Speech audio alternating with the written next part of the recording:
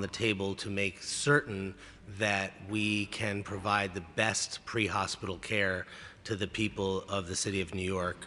And so we're thinking in the box, we're thinking out of the box, and we're working with the support of the mayor and City Hall to be as creative as possible to make sure that New Yorkers, when they call 911, get the pre-hospital care they need.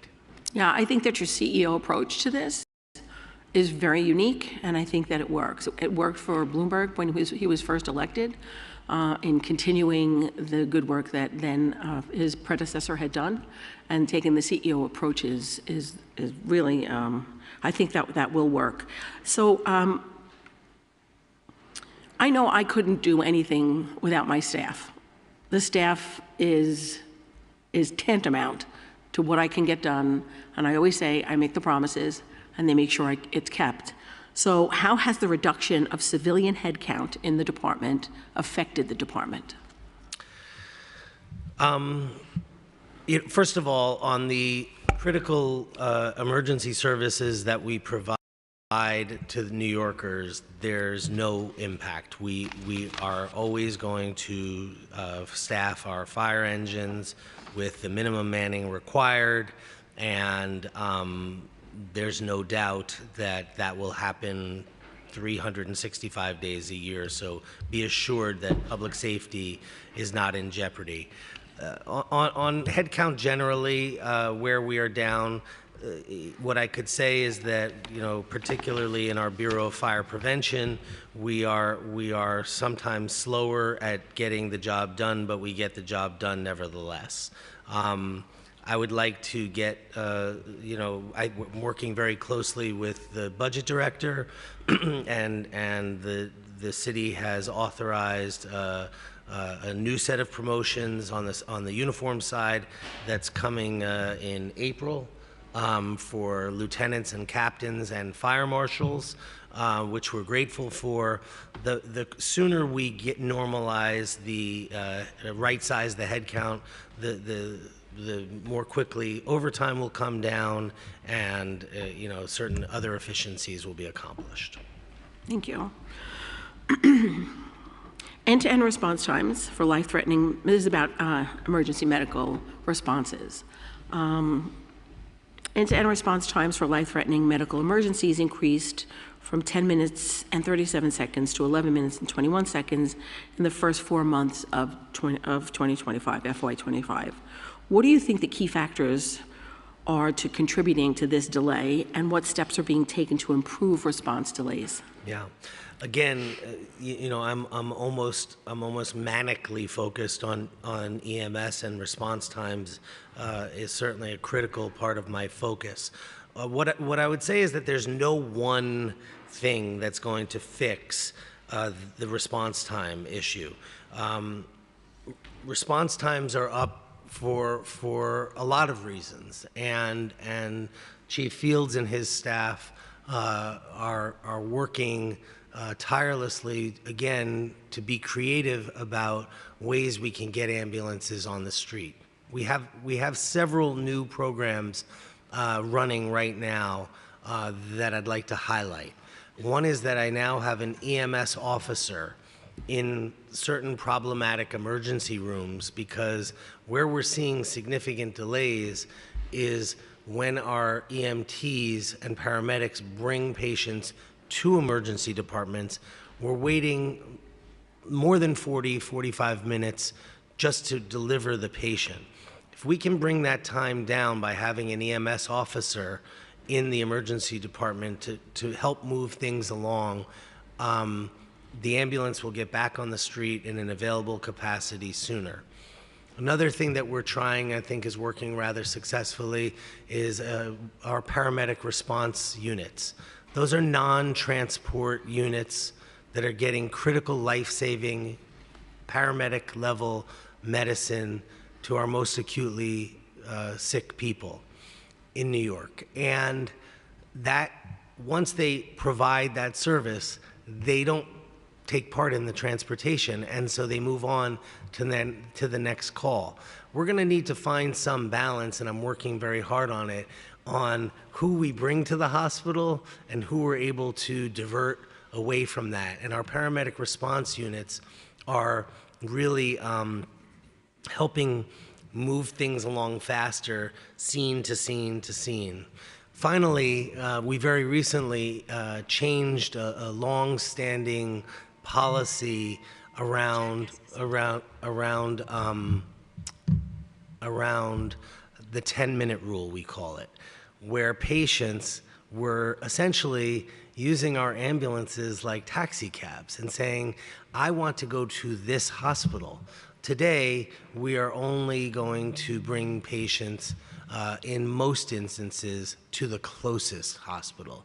That's going to change response times because that too will take a 20-minute ride or a 30-minute ride to a hospital of your choice, turn it into a 10-minute ride, and I'll get those 20 minutes back.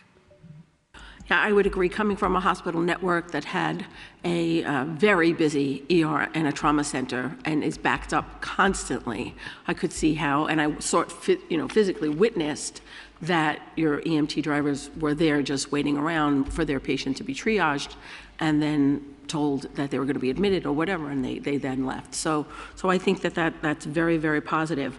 Are there any other out-of-the-box ideas that the fire department can use to keep ambulances in service instead of being, taken out of service? Like we had just at our last hearing, a father testified that his son died of a cardiac arrest from an asthma attack, and there were so many ambulances so close, but they were out of service because they were out of fire. Yeah. So how do we prevent that from happening in the future? I certainly know that story, and I'm heartbroken by the outcome there. As you said, I am a hands-on commissioner. Mm-hmm. We had a seizure at a fifth alarm fire, unrelated to the fire yesterday in the Bronx, but on a contiguous block. We were able to move units that were assigned to the fire to the seizure, and that went very effectively. The mayor and his staff have given the fire department the green light to proceed to build a new EMS computer-assisted dispatching platform. The one that we're currently using is at the end of life and has been for a while. We're going to build that right on top of the fire CAD system that we built internally. I think the more we can get our fire apparatus, of which 50% of the runs that our engine companies are going on citywide are now medical. If the more we could get our engines talking to our ambulances and unify the dispatching of those two systems, which we're going to start to build ourselves, the more creative we can be. And then if we bring in AI and we bring in some of the tech that's available to us through outside partners like Oracle and Google and Microsoft, just to name a few, I think we're going to get to the point in time where we're going to understand, based on a data-driven approach, where calls potentially are going to come from before we get them. And we're going to be able to triage them in PSAC 1 and PSAC 2 better and more efficiently than we're currently doing that. I think the technology exists today to dispatch our ambulances and our fire trucks more efficiently. And I have, from the day I walked into FDNY 7 months ago or so, been extremely focused on tech and tech solutions to bring efficiencies to the fire department that don't currently exist. All right, and that would really and truly help EMS units when they have to, especially during peak hours, have to get, and high demand hours, to get from one place to another. And I think that it is time that, well, the CAD system we know has been failing. I give you credit, a lot of credit, for realizing that and working hard to build your own system, knowing what the fire department needs. And I'm sure it will come at a much lesser cost than the CAD system. And that's what we're all about, working smarter, not harder. and we will. I think that's a great idea, and people are afraid of AI and they're afraid of any type of tech, but there are good ways to use these tools. Yeah. And that's how we have to use them. We have to use them in the right way to make this city better. I'd like to note before we go on that we've been joined by Councilmember Riley and Councilmember Marmorato. I will now yield to Councilmember Zhuang, who has a question. Thank you, Chair. I have a brainstorm question. If you put squatter house fire, 3 words in Google, I have a house in my district had fire 6 times in past 3 years. The house had fire because they have squatter live there. And I really appreciate FDNY really go there to help the people. And I heard there's a couple of people get injured in the job also. I really appreciate your work.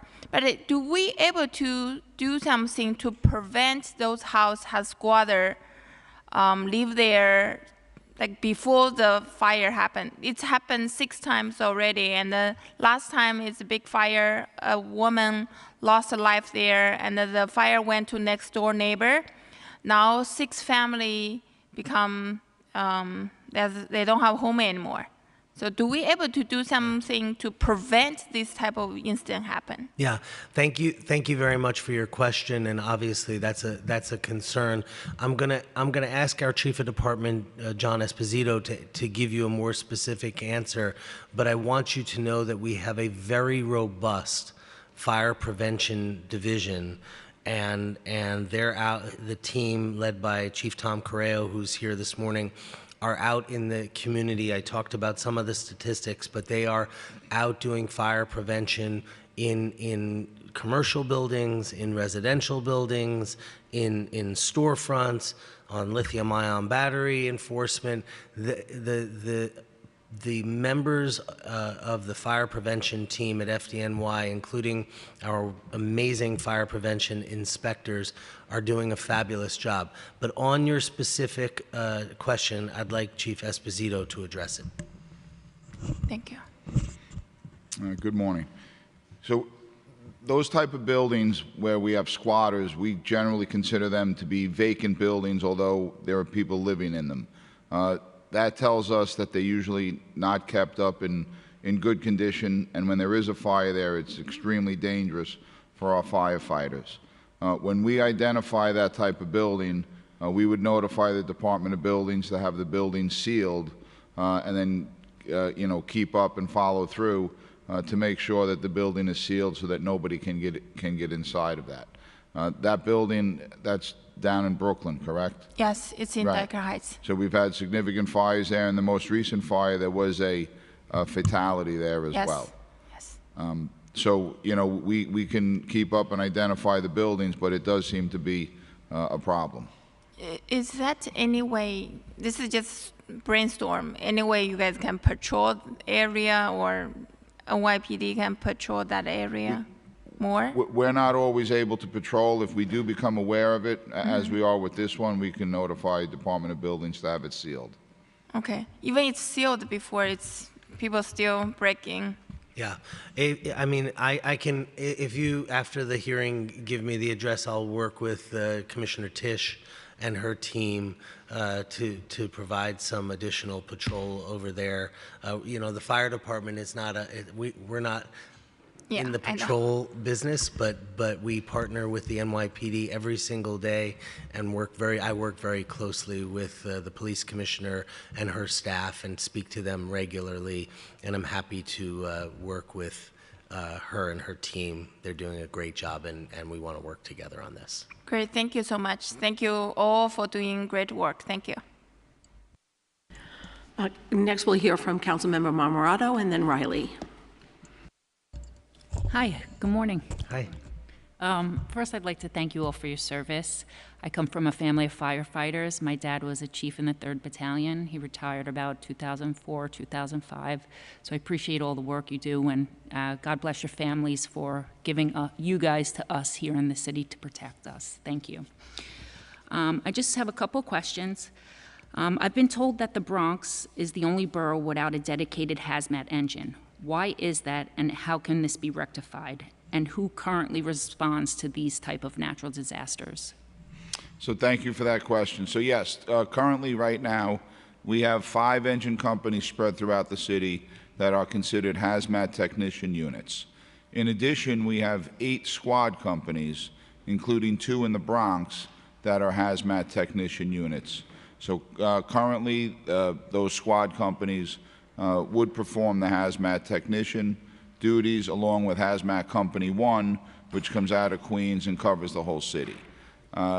With that said, we are proposing that Engine Company 67 will be designated a hazmat technician unit, and they will be tasked with covering the entire Bronx, so that each borough will have a hazmat technician engine dedicated to covering that borough. Where is 67 located? 67 engine is located in the 7th Division, which is in Manhattan, but they're very quickly across the river into the Bronx, and they would be tasked with with covering the Bronx. Okay, thank you. Now let's talk about the auxiliary radio communications. I've seen reports that there's interference in high-rise buildings and firefighters are unable to communicate. Now this really upsets me because I remember during 9/11 that my father was telling me that they had the same issues. I think it was 18 Truckin by Pitt and Delancey, that they knew something was wrong, and I think the lieutenant at the time, he told me a story that because there was no communication, he decided to make that decision to get his guys out, and it did end up saving their lives. Why is this still happening, and how can we make it better? So after 9/11, and you're absolutely correct, on September 11th, 2001, we were severely handicapped with our communications ability in the World Trade Center. Since that, our communications have greatly improved, Okay. including the auxiliary radio communication system, which is in the fire code that high-rise buildings need to install this in their buildings.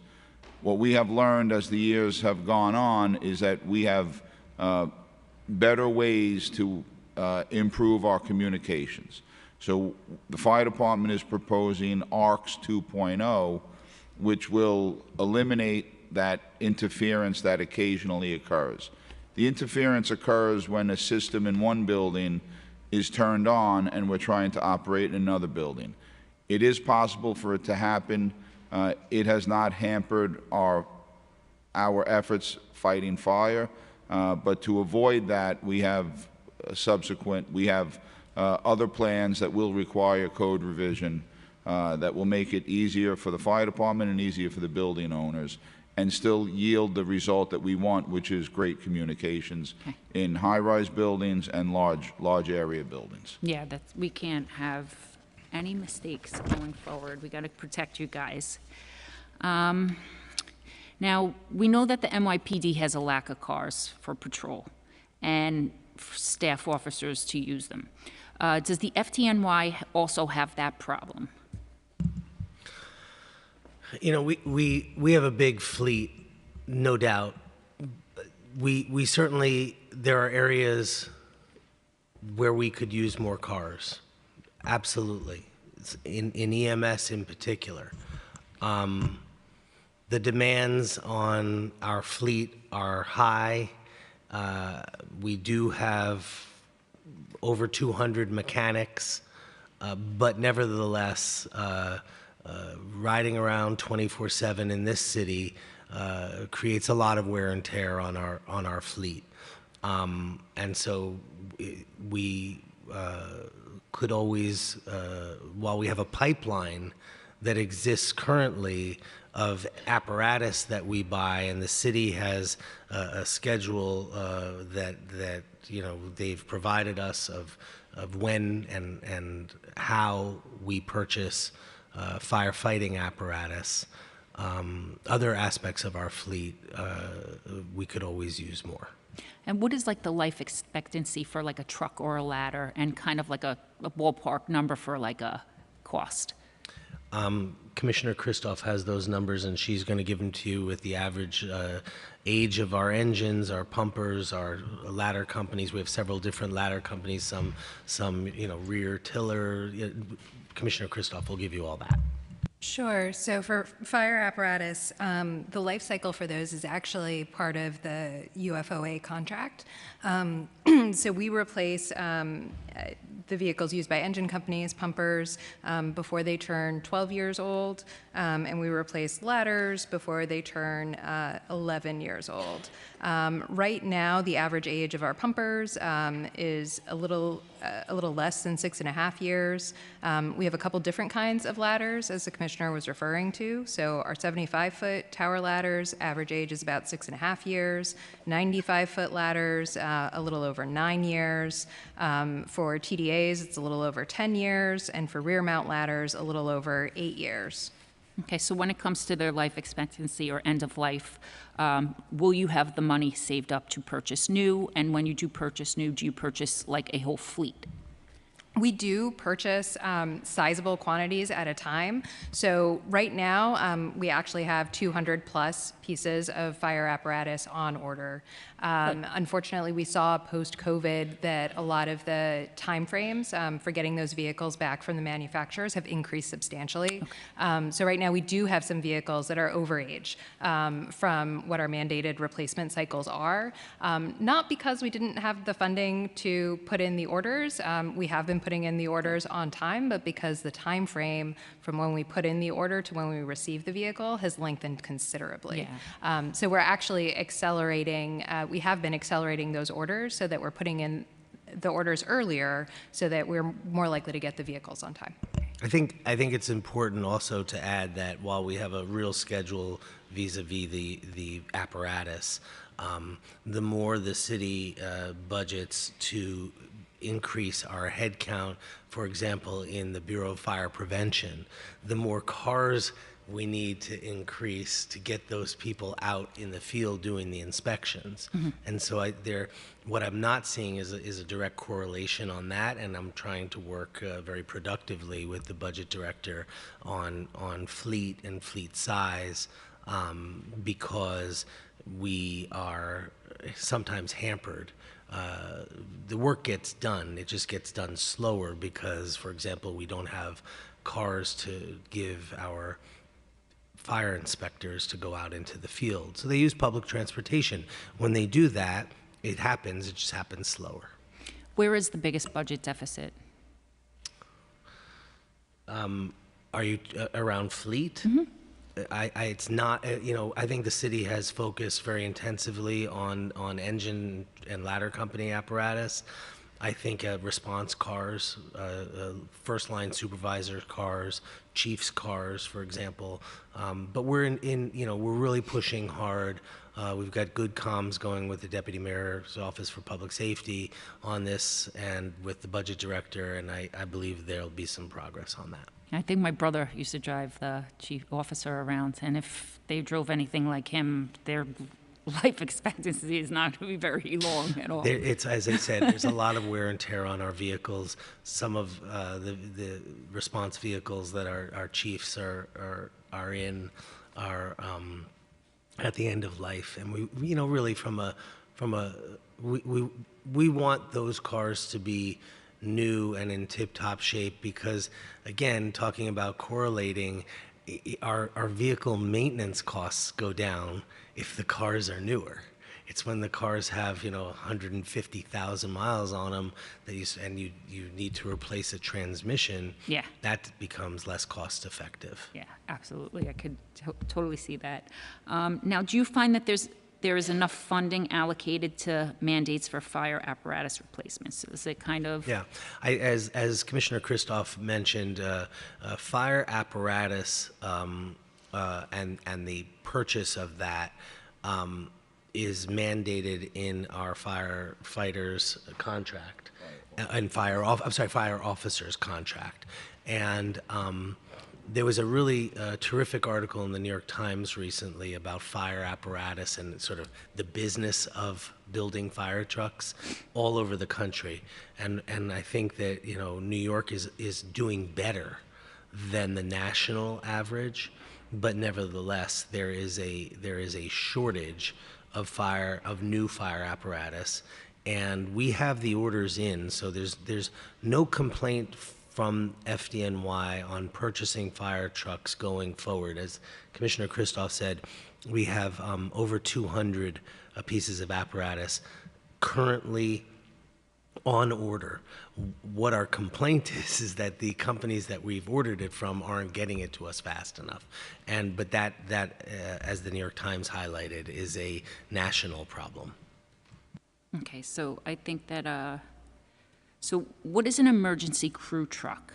Because I know that our office was reached out to, and I think every single borough is going to have one. Is that correct? That sounds great, so we'll take them. No, I can only afford my borough, or at least try to find funding for my borough. But what is it? What does the emergency crew truck do? Maybe our fleet maintenance. Okay. Yeah. So our fleet maintenance crews are doing really commendable work. There is a lot of work, as I said. Fleet maintenance is a big part of what we do. I actually was at the Fifth Alarm in the Bronx yesterday. We send a large contingent of auto mechanics and fleet maintenance people to multiple alarm fires because they're, in the freezing cold, apparatus, can break at the scene, and we need them there. We need vehicles to get them there, and we need vehicles that can bring with it certain parts and equipment to fix right at the scene those vehicles, our firefighting apparatus. And so what I think you're talking about is those types of vehicles. Okay. All right, Chair, can I just have two more questions? Absolutely. Okay. What can my office as City Council provide funding for your officers? I know that we try to help with structural at the firehouses, we try to help with the upgrades, but are there anything that we can use our discretionary funding to assist with the fire officers? I don't know if it's if we're allowed to do I know you guys have washer and dryers that break very easily. Is there anything that you could think of off the top of your head that we can help fund? Sure. What I would say first of all is thank you. The entire council has been incredibly generous. We will ask you for help now. There are things that the council can help with. They're not large, major projects, but Council Member Schulman called me the other day and asked me if she could replace the door of a firehouse in her district. That's incredibly generous, and we appreciate that. And even though it doesn't, when we're talking about a almost $3 billion budget, that's a couple of $100,000. It's needle moving to me. And I'm deeply grateful that you would ask. We have projects. We were in Queens the other day with the borough president. The chair was there. So was Councilmember Schulman.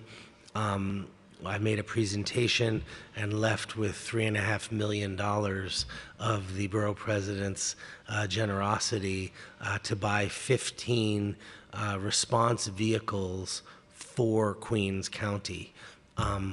If I knew I could go to any borough, which I go to regularly anyway, and come home with a duffel bag full of money like that for projects that are really life-saving, I would be there. So can I come back to you with some individual projects and perhaps yeah.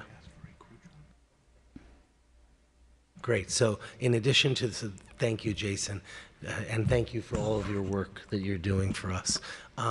We asked you for the crew truck, but we also asked you for a command car for EMS. Yep. And believe it or not, command cars in EMS, our lieutenants are in those. That's the first line supervisor. They're paramedics. That's really, really important. And I have found that we are very short on command cars, not because we don't have them, but because they're broken. And so that lieutenant who we expect to be out in the field supervising EMTs and paramedics, then ends up staying in quarters. That's not the best use of her or his time.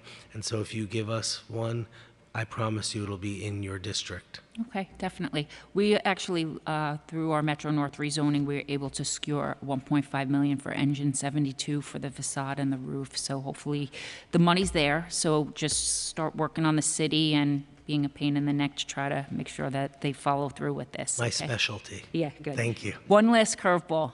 Did you ever name the robot dog? The last one? We'll get back to you. My suggestion Yeah. is Chief. Oh, I like it. Yeah. Okay. When we come see you with the requests, we'll Of figure course, out absolutely. what we can. Okay. Absolutely. Sounds great. Thank Awesome. you. Thank you, for your Chair. questions. And thanks to your dad. I suggest name him Rocky after my Boston Terrier, but Councilmember Riley. Thank you, Chair. Good morning, Commissioner, and good morning to your team. I kind of want to piggyback off my colleague, Councilmember Marmorato. We're speaking about technology. How is technology being integrated into the firehouse upgrades to improve response time and firefighter safety?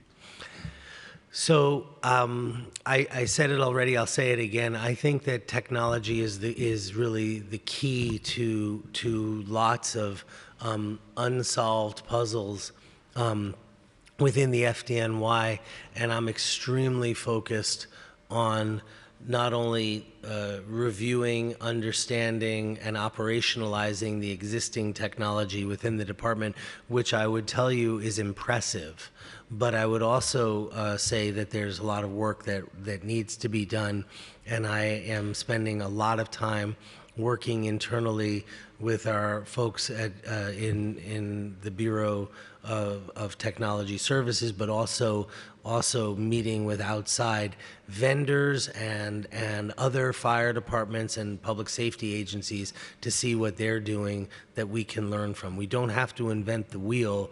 We sometimes can just look to our neighbors and other partners. I sent a delegation of chief officers, including the chief of department, out to California to meet with the chief of the LA County Fire Department during, at the very end of their horrific brush fires and wildland fire, to see what technology they were deploying. We are using drones and robots. We are, have computer dispatching. We have fiber going into every firehouse now, so we've upped the speed with which we can communicate, and every second counts, and fiber is making it faster to get messaging from our 911 PSACs to the firehouses. But I'm not done yet. There's got to be things that we could do to make it better, make it faster. We are open to reviewing and understanding technology. We're not afraid of it. We are embracing things like AI and the future of how AI will impact the FDNY, and I think it will impact us. We're talking about things like encryption in our radios. So we're really at the cutting edge, but we want to even get better. And the Deputy Mayor's Office of Public Safety hosts a technology committee meeting where the chief tech officers from various agencies that fall under the deputy mayor meet regularly to discuss what's going on in their agencies. So I think we've got some learning happening internally.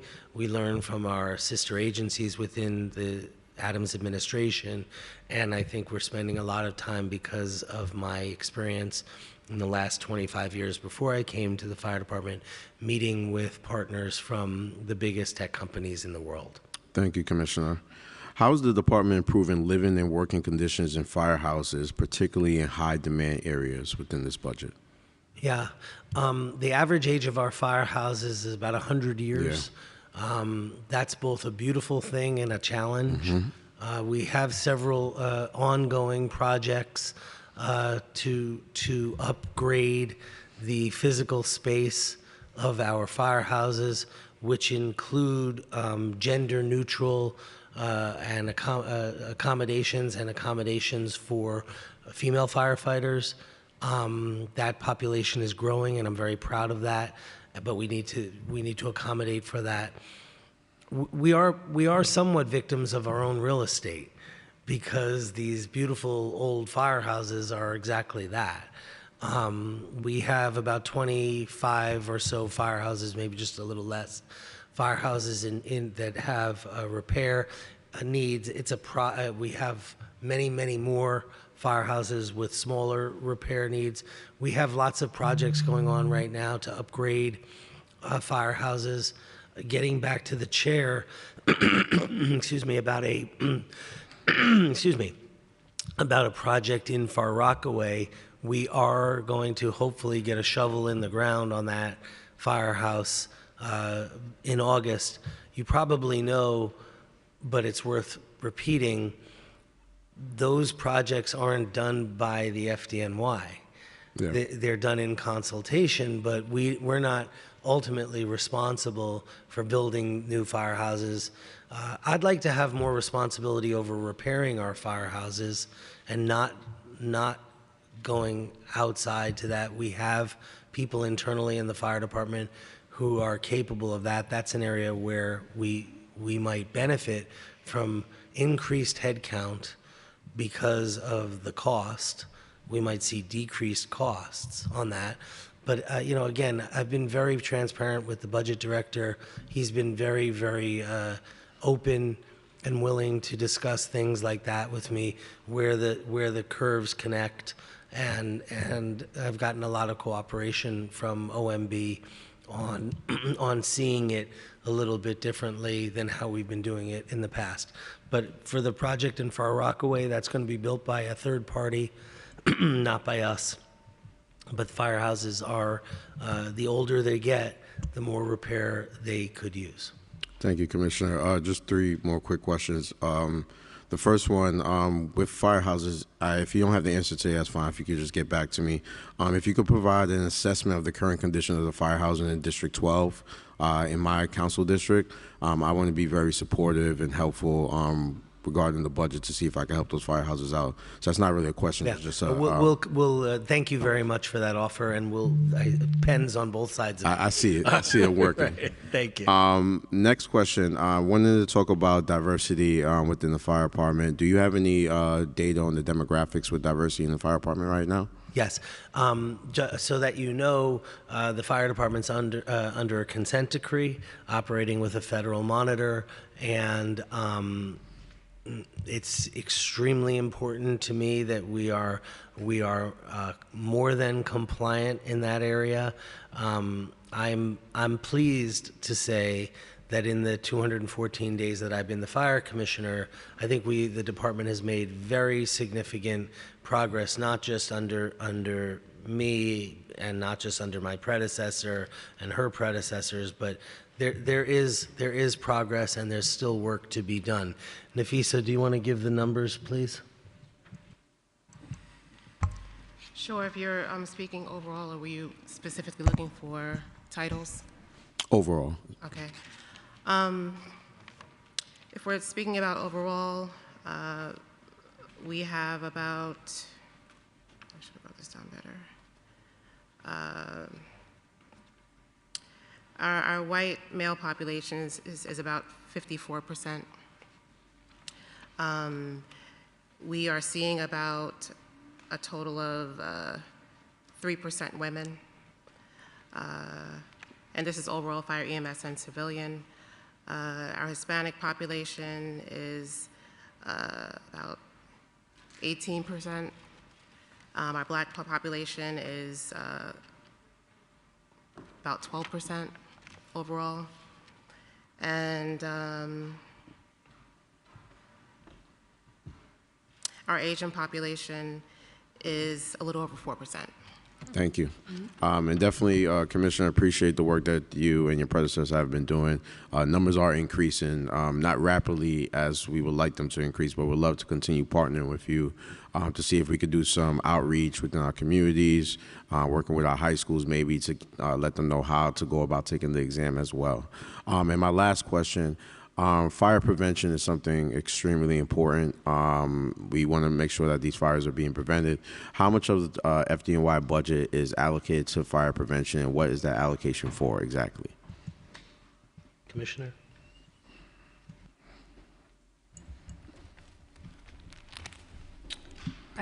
So we might have to get back to you on the budget numbers because I don't know if I have them in front of me, but I certainly can give you headcount numbers. Okay. So of our overall budgeted headcount, that's a little over 17,000. Obviously, most of that is uniformed and EMS after that, but our largest civilian group is fire prevention. So we are budgeted for about 552. We have about 522 active right now. Some of those vacancies are in the fire protection inspector title series. We're looking to have a class in the coming months. Fire protection inspectors make up about 350 of the 522, and the other titles, range from various engineering titles, various project management and plan review titles, as well as like clerical and administrative support. Thank you. I think it's important just to note that many of those titles are generating revenue for the city, and so I think I don't know if they're revenue neutral, but they're out there performing tasks that are generating revenue for the city. No, we appreciate that. We need as much revenue as possible for our city, so we do appreciate that. Commissioner and your team, thank you so much for being here today. Commissioner, would love when you do get those firehouses, if you want to come to the district and we maybe could tour them together to see the capital improvements they need. But thank you. Consider it done. Thank you. Thank you. I just wanted to say, you spoke about the meeting that you held in Queens. It was certainly unique. And you had council members there that were from this committee that were in Queens, and also community boards and the borough president. And the fact that you were there was, as I said, very unique. And yes, we did realize a get from that meeting, but you also mentioned the firehouse. Had that meeting not taken place, the borough president, the community board, and our office would not have known about that shovel going in the ground in August. In fact, we were of the impression that it was underfunded and wouldn't be happening. But because of you, your first deputy commissioner, and Jason Shelley did the background work, Doug, and I want to thank my chief of staff, Phyllis Cirillo, for working with you on that. We found out that there will be a shovel in the ground. So that type of dialogue, that type of meeting in smaller groups that you are really in favor of, really does get a lot of work done. And there, out of that meeting, we walked out not thinking, oh, well, just another meeting.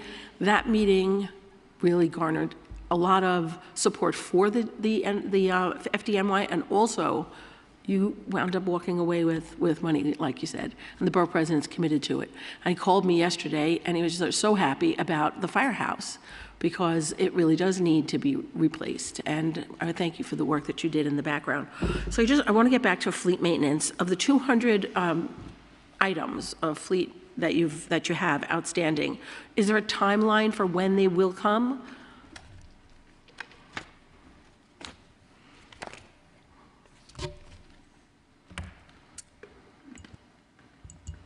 Yes, so we're currently receiving our order of rear mounts and tower ladders is coming in now, and we expect that some squads and high pressure pumpers will be following that. But we do have estimated dates for all the items on order. They're just a little bit longer than they had been historically. What's longer?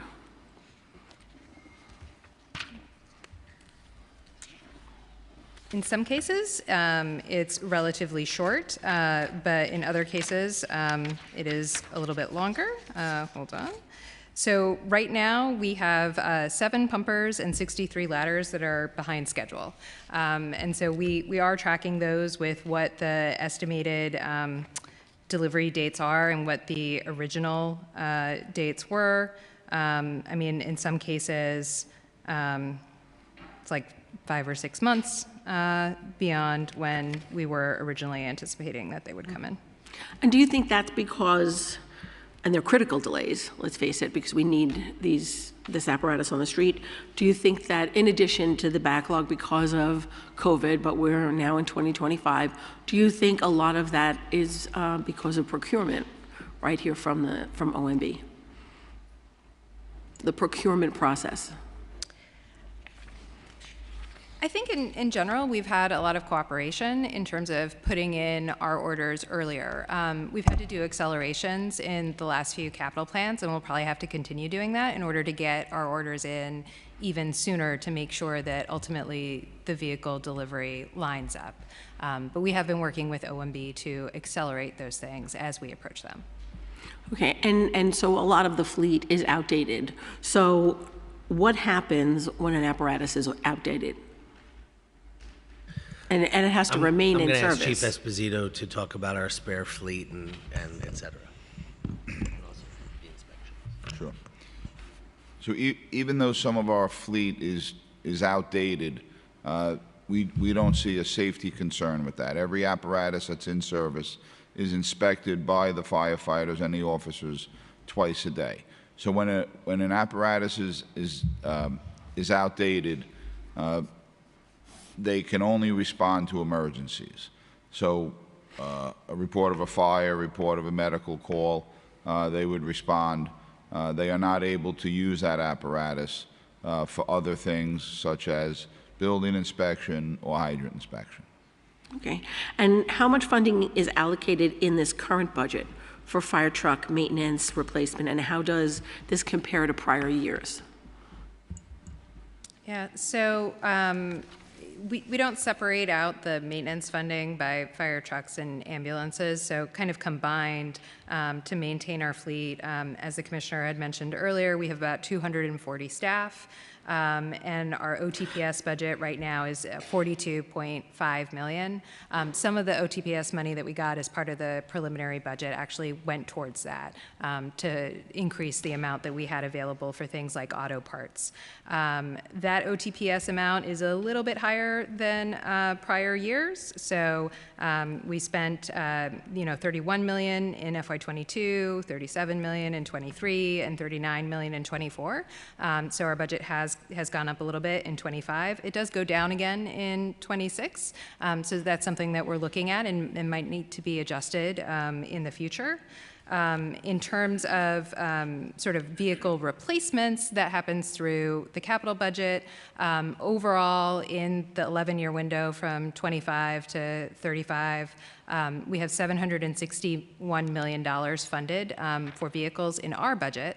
That includes $430 million for frontline fire apparatus, $151 million for supervisory, specialty, and support vehicles, and $181 million for initial equipment on all of our vehicles. Oddly enough, the capital funding for ambulances is not in our capital budget. It is in the health and hospitals capital budget, but they are funded $462 million across the plan window for our ambulance replacements. Why is that, since EMS is part of the fire department? Why isn't the administration allowing the fire department to embrace EMS fully and incorporate it fully so that it's part of your budget? So there are long and complicated historical reasons why that have to do with Medicaid funding, but there have also been changes to Medicaid funding recently, and so that is something that we're looking at for the future, whether this is still something that makes financial sense. Yeah, I mean, when it comes to EMS, they can't be just a little bit pregnant. They're either part of the FDNY or they're not. So I'll do whatever we need to do, however I can help to make sure that they are respected, get their pay parity, and become full-fledged members, even through funding for their vehicles. As long as we're on the topic of their vehicles, what is the average mileage and wear on the FDNY's ambulance fleet, and how often are ambulances being replaced? So the average mileage for our ambulance fleet is 36,080 miles right now, and we aim to replace ambulances every 5 to 6 years. Does the FDNY ensure that ambulances are adequately maintained to handle the increasing demand for EMS service? So they're on a 45-day preventative maintenance cycle. Okay, so my next question has to do with budget. So what is the current budget for ambulance repairs and replacement? Does that come from your budget or H&H? That comes from our budget. Okay. So it's the same budget that I talked about before, the same 240 staff and OTPS. Okay. And have there been advancements such as electric or hybrid models? And is the FDNY considering that for its ambulance fleet to reduce emissions and improve efficiency? So all of our current ambulances are equipped with auxiliary power units that work as an anti-idling measure.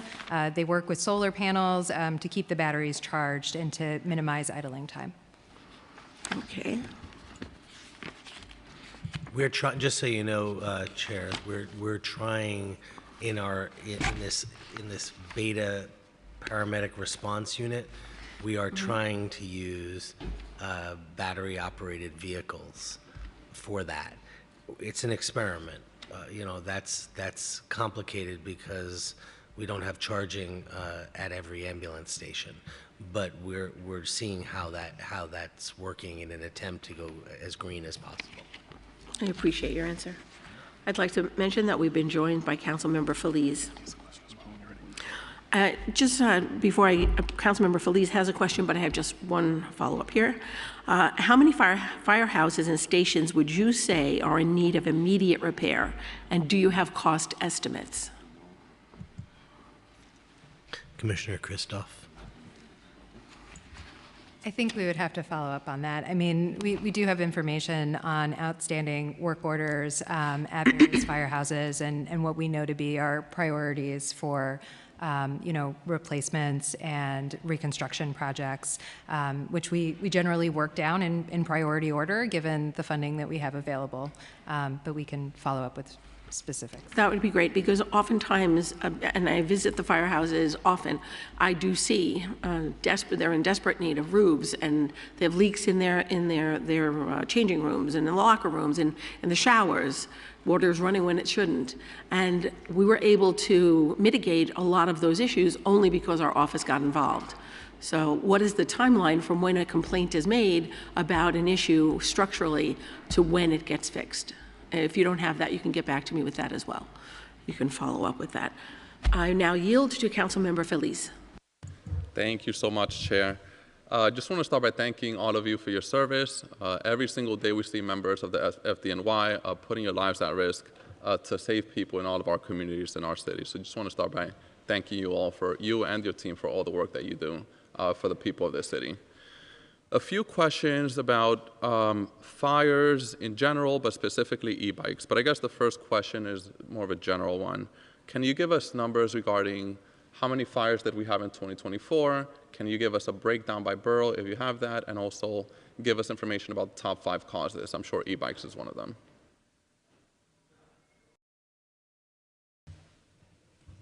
Fires by boroughs? Yeah. Yep, maybe total for 2024, and then, yeah, breakdown by borough. Give me 1 second and I'm going to give you an answer. Take your time.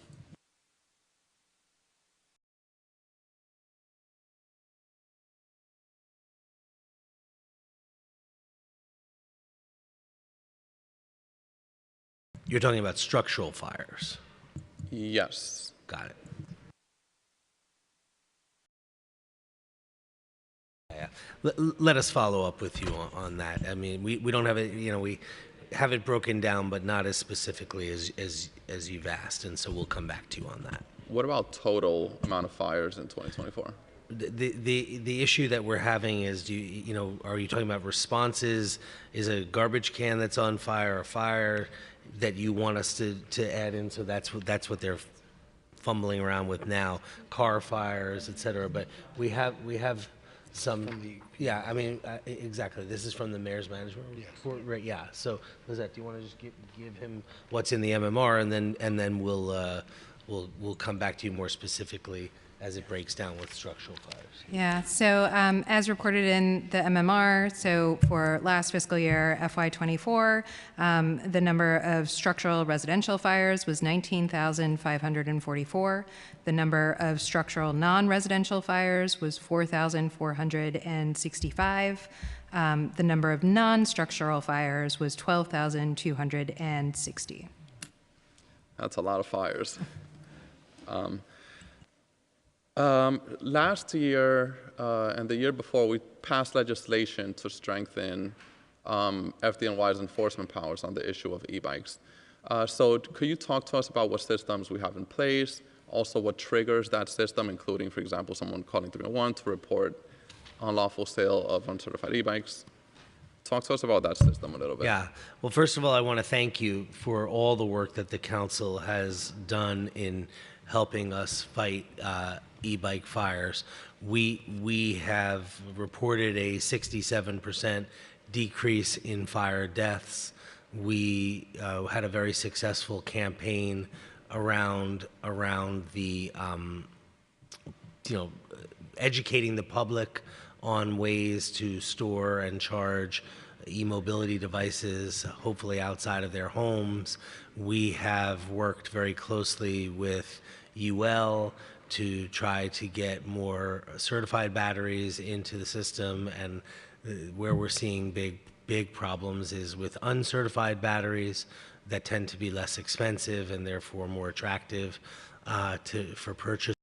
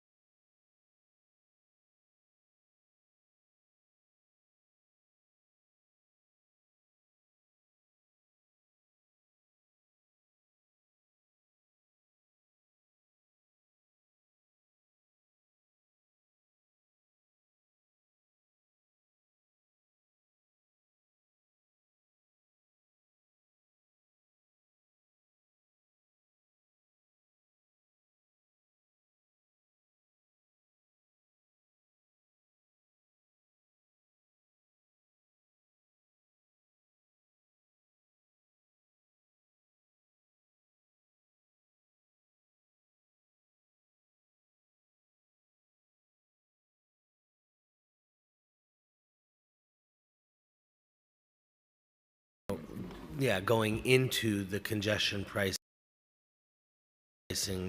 zone. So, assuming you go from one area in Queens, for example, into Midtown Manhattan, we will reimburse you for that. That mechanism is getting into place as we speak, and City Hall has given us the green light to move forward on that reimbursement. But there's more work to be done. Right, because if I heard correctly, EMS workers and firefighters can be moved at any time from one firehouse to another to cover. Yeah. So then they would be going in and out of the congestion zone again, so that's a problem. It's less of a problem in EMS because they're moving in EMS vehicles, but our firefighters are not moving in fire department vehicles. Right, that's a problem, okay. We're going to talk about the promotional exams.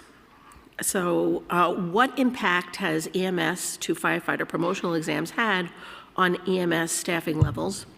And how does FDNY plan to address any resulting headcount gaps? And I know that we have classes coming out, so I was very happy to hear that. And the amount of people who have applied, thank you for mentioning that, is astounding. So I imagine that is one way that you're working towards closing those gaps. Yeah. So the next 3 promotional classes into the fire academy are almost exclusively going to be EMTs and paramedics coming from those ranks. As you heard from Commissioner Noonan, we recruited about 3,500 people to take the test. Ultimately, it's our experience that about 10% of those people will end up becoming EMTs. So that's about 350. You don't have to be an economics major to figure out that 1,000 out and 350 in leaves a gap. Mm-hmm. And so we're concerned about that, no doubt. And we're thinking about ways to fill that gap. And I'm working closely with the members of the senior staff, both in fire ops and EMS ops, to figure out what to do about that. We don't think that the path from EMS to fire is a bad one. So I don't want anyone to interpret what I'm saying that in some way that's not right. But there's no doubt that we have a crisis nationally in EMS recruiting, and we're not going to just be able to replace the firefighters or the EMTs and paramedics who are going over to the fire ops in the traditional methods that we have in the past. Do you think that it's because of the EMS wages, the pay parity? I know EMS workers that want to make this their career. They don't want to become firefighters, but they have no choice because they cannot sustain a family and be providers and have while making the money that EMS workers make. And we've been crying pay parity for a very long time. Yeah. So is that part of your discussion for retention? Because that would be the best way to close the gap, is if there was retention in the ranks. We have some fabulous career EMTs and paramedics. God bless you. God bless you. Many of whom we rely on and the city relies on heavily. The EMTs they're at the bargaining table now, and are negotiating with the city. The mayor and City Hall have supported something similar to what you're saying. There's no doubt with 1.6 million calls for service a year, that's an astronomical amount of work. And EMTs and paramedics are doing an unbelievably heroic job. There's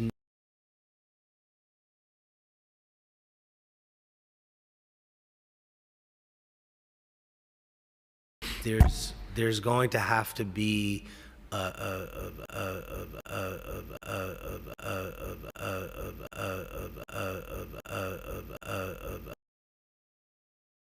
hospital care in New York City. And when I say that, I want to be really clear that I'm not in any way criticizing how it's been done. I'm just saying that rebuilding the EMS CAD will help response times. It will even help the quality of life and morale of the EMTs and paramedics in the ambulance, because I've been in an ambulance. I'm not an EMT or a paramedic or a firefighter, but it's hard to even read the screen. I mean, I've got glasses hanging around my neck. The font size is embarrassingly large on the things that I've printed, and I'm still wearing my glasses. You know, we've got a lot of work to do with EMS, and I have a commitment from the mayor to be thoughtful and even reinventive if I have to be with regard to EMS. And I would say that, you know, nothing is off the table. Yeah, I'm happy to hear that, because, you know, the vast disparity in wages for them has caused morale to lessen and caused a lack of retention and caused, you know, larger gaps. And honestly, they are going out on more calls. And that's why I say that FDNY has to embrace them, and funds have to be allocated so that their wages can be increased. And I know you believe that, and I believe that, and we can work together towards that. Yeah, I'm looking forward to working with you and the administration on this. As I said, I have a lot of support from the administration on the way I'm approaching it. Again, it goes back to that CEO approach. I think that, you know, we're all wearing the same patch here. Chief Fields and many of the EMS chiefs over here, we're all wearing the same patch. We're one agency, and we're gonna operate like that on a going forward basis. Mm-hmm. There are things we can do in addition to reviewing the pay that I think would take, because look, so many people in FDNY work at FDNY because of the mission. It's not just about the pay. And so pay is a factor. But we've seen where a pay increase doesn't change necessarily enough of the things to make people want to come to work and do their job productively. And I'm really focused on it. And I believe that it's one of the reasons I'm sitting here. I think that the mayor saw in some of the ideas that I put forward to him during the process that we went through to improve EMS from where it is and build a pre-hospital care system that will work well into, you know, 2050 and beyond. Thank you. Let's talk about overtime. So the mayoral director on overtime control has been placing strict limits on overtime spending across all city agencies, including FDNY and EMS. Given that FDNY has long relied on overtime to compensate for the staffing shortages and high call volumes, these restrictions may impact response times, recruitment, and overall service delivery. What percentage of FDNY and EMS operations currently rely on overtime to meet service demands, and how has this changed since the implementation of the mayoral directive? I'm going to let Commissioner Kristoff give you the specific numbers, but what I would say is that you and the committee and the public should know that neither the mayor nor the OMB director wants public safety impacted by the overtime directive. Where we can look at overtime differently is in our discretionary overtime, not necessarily in our uniformed member overtime. The numbers will inherently come down. We're about to promote how many captains in the 48 more captains and 64 more lieutenants.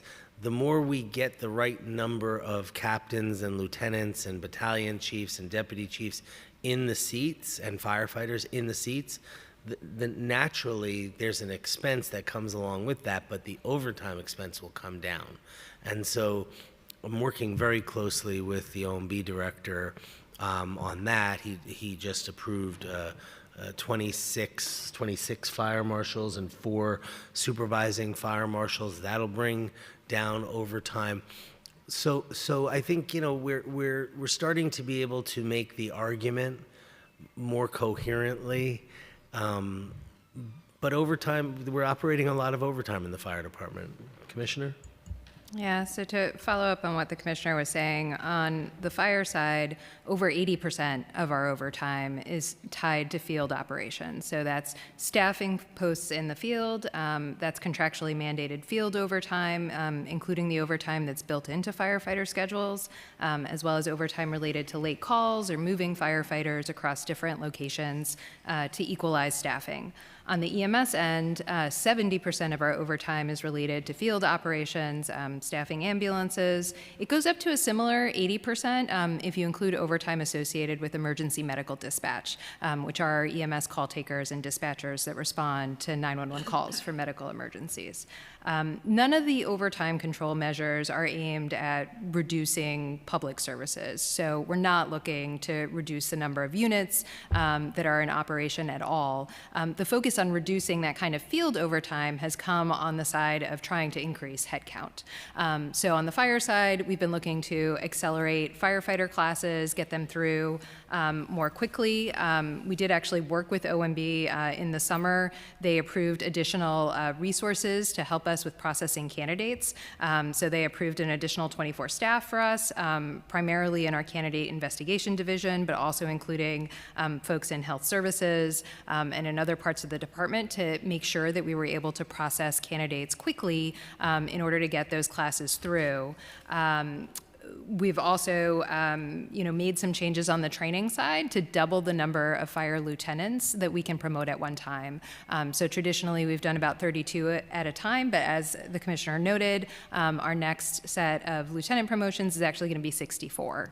And those 48 captains that we also talked about are positions above our budgeted headcount, and we are doing that in order to bring down this kind of ordered overtime.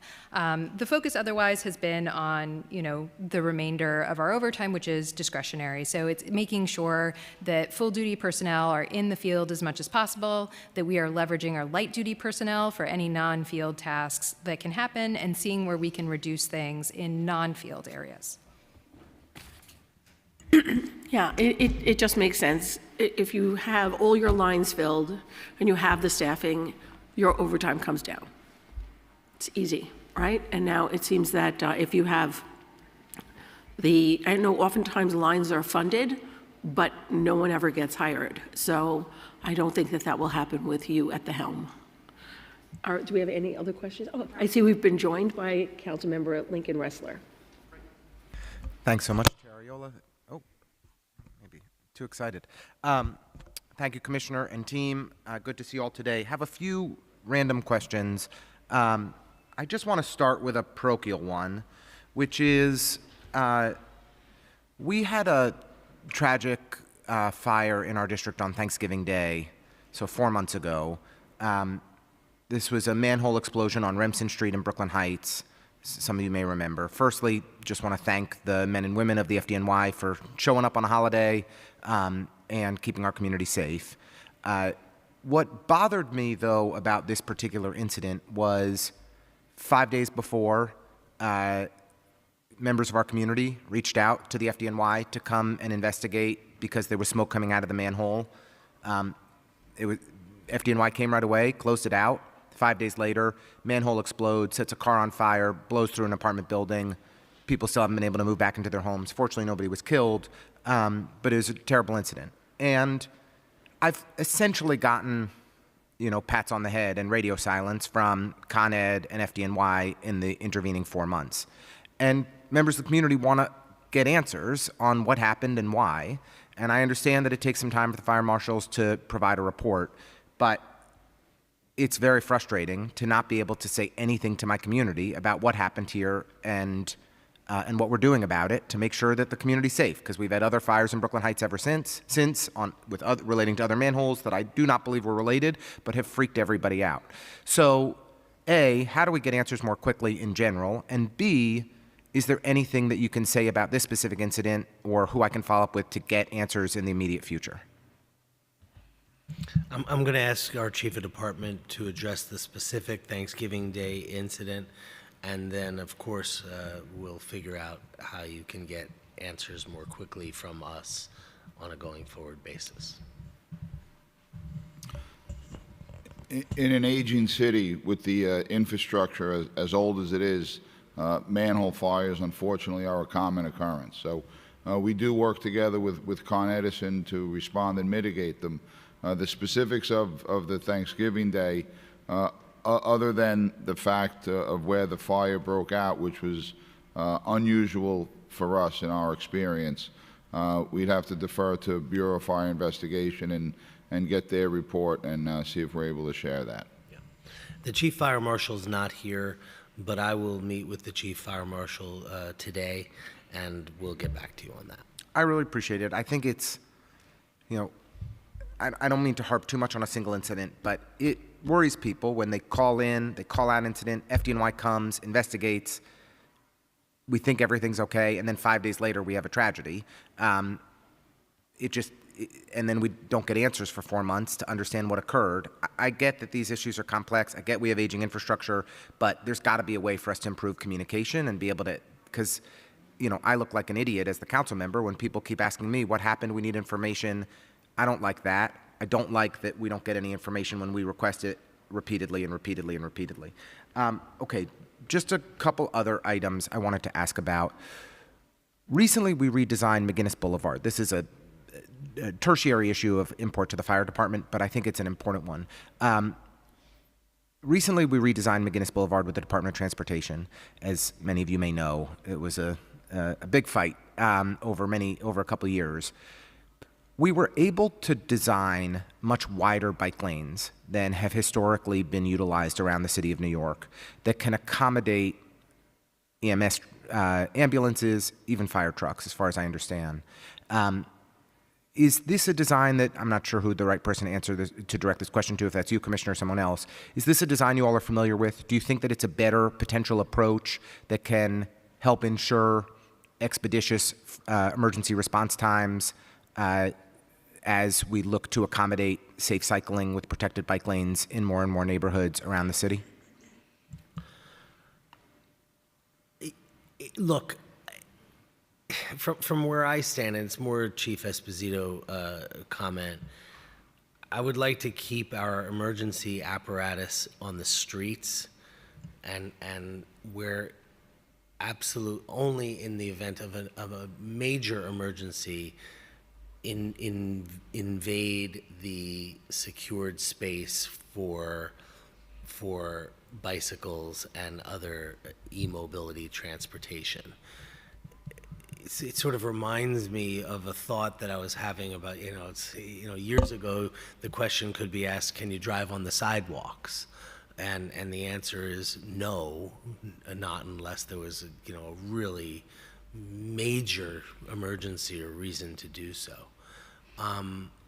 We work with DOT very effectively, and Commissioner Rodriguez and I speak regularly. And I know my staff and his staff speak regularly. What's important to me, and we have through our city planning units and other units within the fire department, the ability to make sure that our fire and EMS apparatus can get down the streets. We don't want anything to impede that. And, and there are some complicated neighborhoods in Lower Manhattan, for example, in Greenwich Village and other areas, in Brooklyn Heights for sure, that make it sometimes more complicated. And we've made accommodations, including rear tiller mounted fire trucks with someone in the back steering the back of the fire truck. But I don't know that we need necessarily to be more involved in that process than we already are. Okay. For what it's worth, I want to make sure that we achieve a network of protected bike lanes around the city so it's safe for cyclists and we reduce unnecessary deaths and serious injuries for people riding a bicycle, and protected bike lanes are a proven way to improve pedestrian safety as well. But we don't want to do it at the expense of emergency response times. Yeah. So we just want to be very mindful of every design that we're doing, that it's in a collaborative way. I know that's been a priority of Chair Ariola. And I'm intrigued by the design on McGinnis Boulevard, as we achieved a road diet there that has significantly already improved pedestrian safety in the neighborhood, that it could be an alternative approach for ensuring expeditious response times. And so we'll be looking carefully at the data. I understand we don't want ambulances and fire trucks in bike lanes when they don't absolutely need to be. I appreciate that being your response, Commissioner. But I do think it's worth looking at if we can afford the space for somewhat wider bike lanes that can allow for that when there is congestion in a given area, that it's a worthy approach. Last thing I'd like to ask, if I may, is around congestion pricing, for which I'm a big advocate. Can you speak to improved emergency response times in Lower Manhattan, south of 59th Street, for both FDNY and EMS over the first 2.5 months of this year? We don't have the data on Even for January? No, not yet. When will we have that data? I think we need a little more time on it. We had a long talk about congestion pricing already. That congestion pricing, in my opinion, is not going, there's no one fix that's going to improve response times. Certainly not. And I don't think the key here is congestion pricing. I have no opinion on congestion pricing except the opinion I rendered to the chair. But I didn't ask, with all due respect, I didn't ask for your opinion. I'm just asking for the data. We'll get you the data. When will we have the data? When do we normally, what's the normal lag time on emergency response time data? When should we have it? Quarterly, monthly? What is it that I'm looking for here? I thought it was monthly data. I thought we should already have had it by now. I'm a little confused. My staff has been tracking it on a weekly basis. So I'm eager to understand. I think we'll be able to give you something in the next few weeks. Okay. Yeah, in all fairness, Councilmember, it is a brand new method. And so even the stats that we're getting from the MTA are not exact. So I would think that you want exact stats, and that's what you're waiting on. Right. Well, yes, and we don't have it broken down in the CP zone specifically. Sure. So but you have it broken down by citywide, but and borough-wide. You have nothing that's a smaller catchment area than borough-wide response times? We don't break it down that way, but we will for you in the next few weeks. We're working on it now. I think it's critically important in real time. The governor is talking to the president today in the Oval Office about this issue. And the issue is pending in the courts, and we have a lot of data points on how many people are going to the theater and how many pedestrians are out there and what congestion times are and all different kinds of things. But I think the emergency response time data will be very powerful for a lot of folks to understand whether this is something that's having a positive impact in saving lives. So we do appreciate whatever you can share as quickly as you can share it. And with that, I will shut up. Thank you very much for the latitude, Chair. Thank you. Just want to ask you a couple, as long as we're talking about the federal government. So how much of the federal funding does the FDNY currently receive, and what percentage of the department's budget is reliant on these funds? So the department receives about $113 million of federal funding. Much of that funding is World Trade Center related, and we rely on it, and it's important to us. And have you received any guidance from federal agencies regarding any potential changes to that funding? We only were impacted very quickly and momentarily in one research grant that was a part of the World Trade Center grant that compared cancer diagnosis from firefighters in New York City with diagnoses from firefighters in other major urban cities.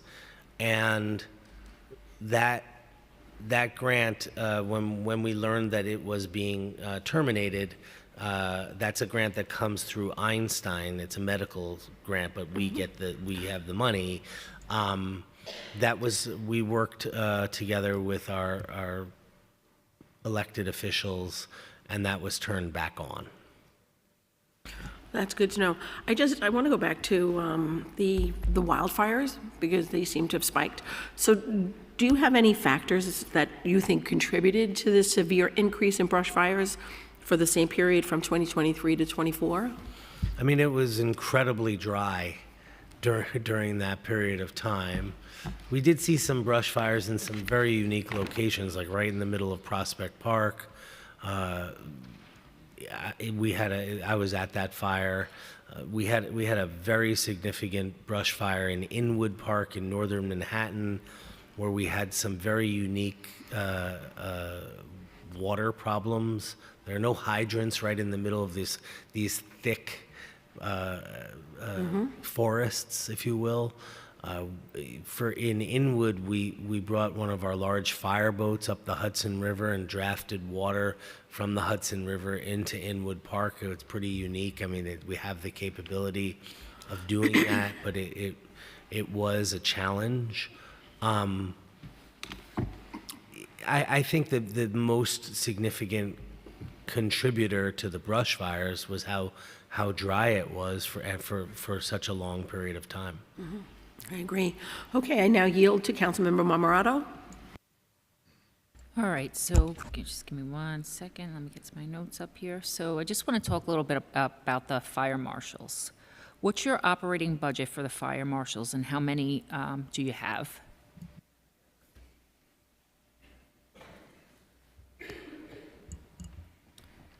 So our budgeted headcount for fire marshals is 110, and we currently have 92.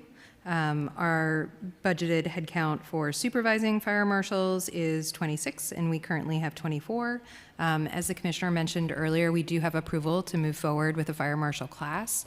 So we will be having a class shortly for at least 26 fire marshals, and we will be proceeding with promotions for 4 supervising fire marshals. Do you have any issues with, like, recruitment? No, I think we have a list. It's a promotional exam. Okay. We have a list, and we'll take people off of that list. Okay, cool. All right, thank you so much. Thank you, Chair. We've been joined by Councilmember Nurse, and I don't believe she has a question at this time.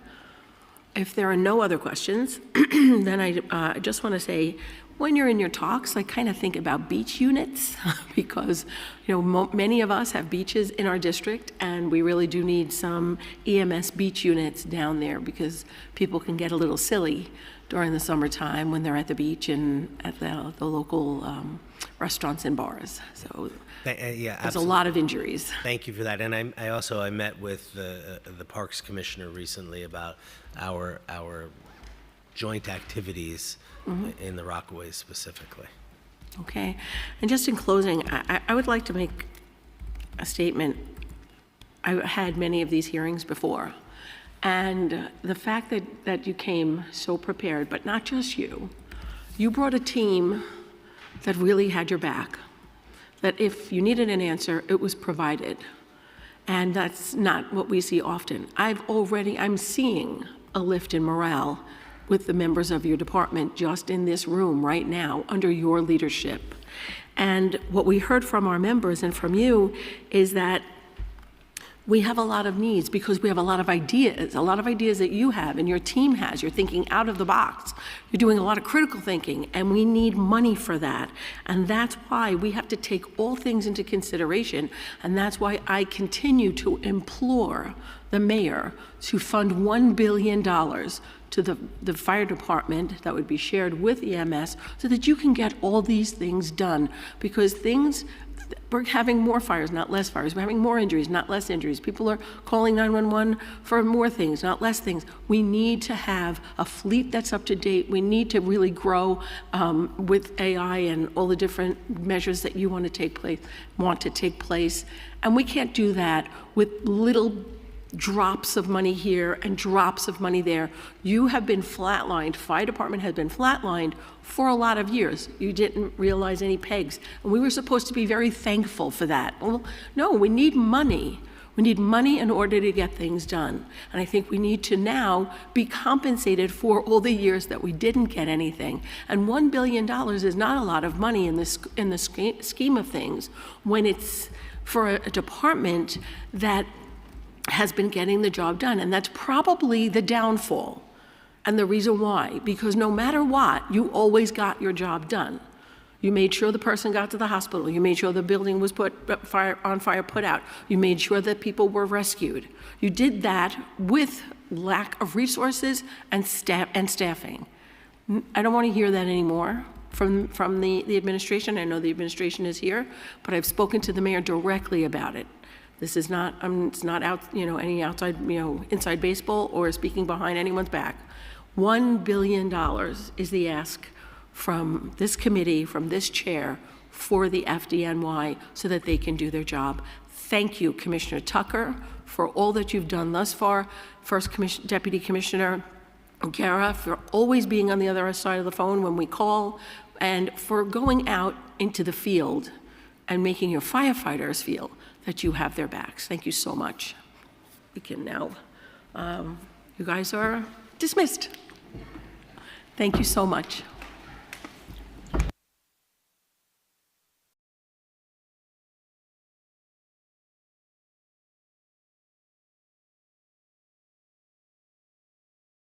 We're going to do a 5-minute break, and then we'll have NYSEM come in.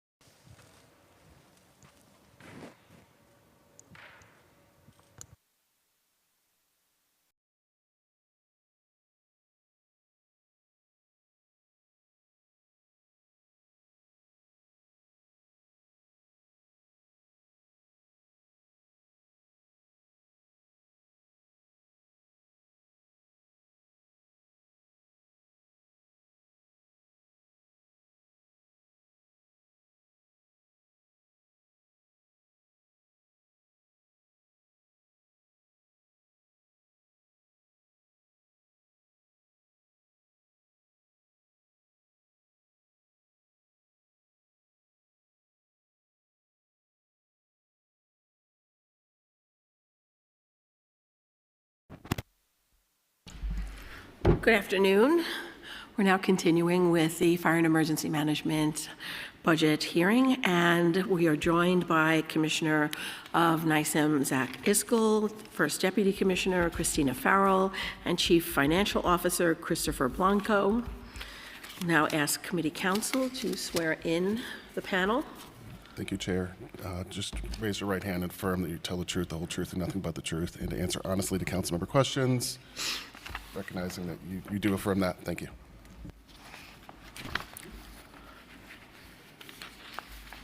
You may go ahead. All right. Good morning, Chair Ariola and members of the City Council. I am Zach Iskel, Commissioner of the New York City Emergency Management Department. I am joined today by our First Deputy Commissioner, Christina Farrell, and our Chief Financial Officer, Christopher Blanco. New York City Emergency Management has a big mission. We lead the development of the city's emergency management plans and the coordination of multi-agency response to emergencies in New York City. We also educate the public about preparedness and advance long-term initiatives that reduce risk and increase the resiliency of New York City. Due to climate change, social and economic issues, international conflict, cyber threats, disease outbreaks, and aging infrastructure, new and worsening emergencies continue to threaten New York City. Bottom line, our job is to do everything we can to prevent emergencies, to ensure the city is prepared for them, to respond and manage them, and to then help the city, New Yorkers, businesses, communities, and neighborhoods recover as quickly as possible. Last year, NICEM monitored 3,331 incidents from our Watch Command and responded to 786 planned events and no-notice emergencies across the city, deploying staff and equipment alongside our sister city, state, and federal agencies and private and nonprofit sector partners. These included an extraordinary range of events and incidents. A 4.8 magnitude earthquake struck near New York City on April 5th, a global IT outage involving CrowdStrike software impacting city governments, companies, and organizations around the world in July, and the fall of 2024 drought brought us the driest spell in the city's recorded history. The drought led to unprecedented challenges, including a 2-week stretch between October and November in which the FDNY responded to 229 brush fires citywide, the highest amount in a 2-week period in New York City history. We activated and managed the city's emergency operations center 19 times for severe weather, flooding, and other disruptions around the city, allowing us to coordinate with partners to address critical issues and maintain essential services. We also continued supporting the city's asylum seeker response operations as they evolved to meet challenging needs throughout the year. The people and communities of New York City are at the heart of what we do. In 2024, we launched the city's first ever citywide multilingual mailer to every residential address in the city to encourage all New Yorkers to sign up for Notify NYC, the city's official source for free emergency alerts. We introduced new emergency messaging channels on WhatsApp, Threads, and Facebook. We strengthened partnerships with youth, seniors, elected officials, and hard-to-reach communities by attending community meetings, supporting local events, offering hundreds of training sessions and Ready New York presentations, and engaging with local and ethnic media outlets. And our Community Emergency Response Team program welcomed 79 new volunteers who now participate in community preparedness events and support first responders. It is also our privilege to support other jurisdictions recovering from emergencies. NICEM manages New York Task Force 1, one of 28 task forces across the country that make up the FEMA National Urban Search and Rescue USAR response system.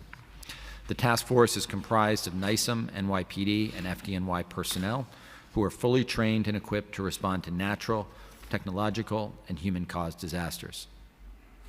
In 2024, New York Task Force 1 deployed to 2 incidents.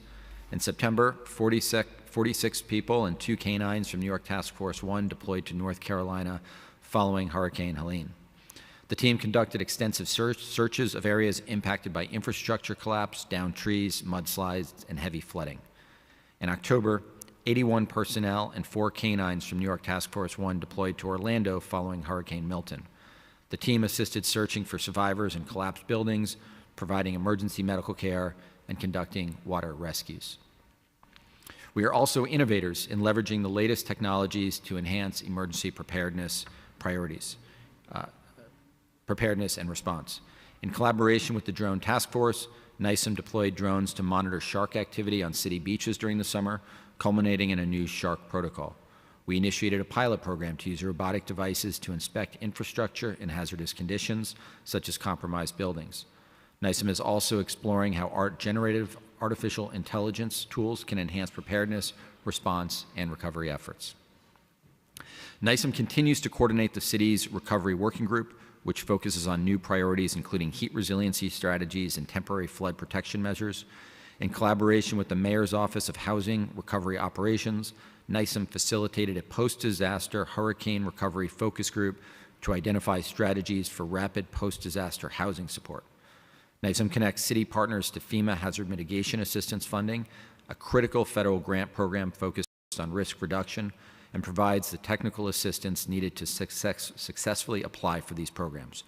This has resulted in hundreds of millions of dollars in grant awards to support projects that make our city better prepared for future disasters. And this is just a fraction of the work the New York City's emergency managers do. Before detailing our budget, I would be remiss if I did not discuss some of the macro issues facing emergency management at this time, particularly funding. Federal grants make up the majority of NISM's budget, with 66% of our agency's budgeted headcount supported by federal funds. Over the last 5 years, we have seen cuts to these federal grants nationally while also facing reductions in city funds. With falling funding and growing costs due to inflation and other economic factors, emergency managers across the country are being asked to do more with less. I can't think of any more critical investment in safeguarding New Yorkers during times of emergency than in the people who manage those emergencies. NISM staff are undercompensated compared to peers at similarly sized city agencies. NISM staff are undercompensated compared to peers at similarly sized city agencies, and their compensation does not account for the dual roles our staff must fulfill. In addition to their day-to-day responsibilities, staff rotate on 24/7 on-call teams, where they are responsible for immediate coordination of a city's response to an incident. This involves significant off-hours, weekends, and holiday work that is currently not accounted for in staff salaries.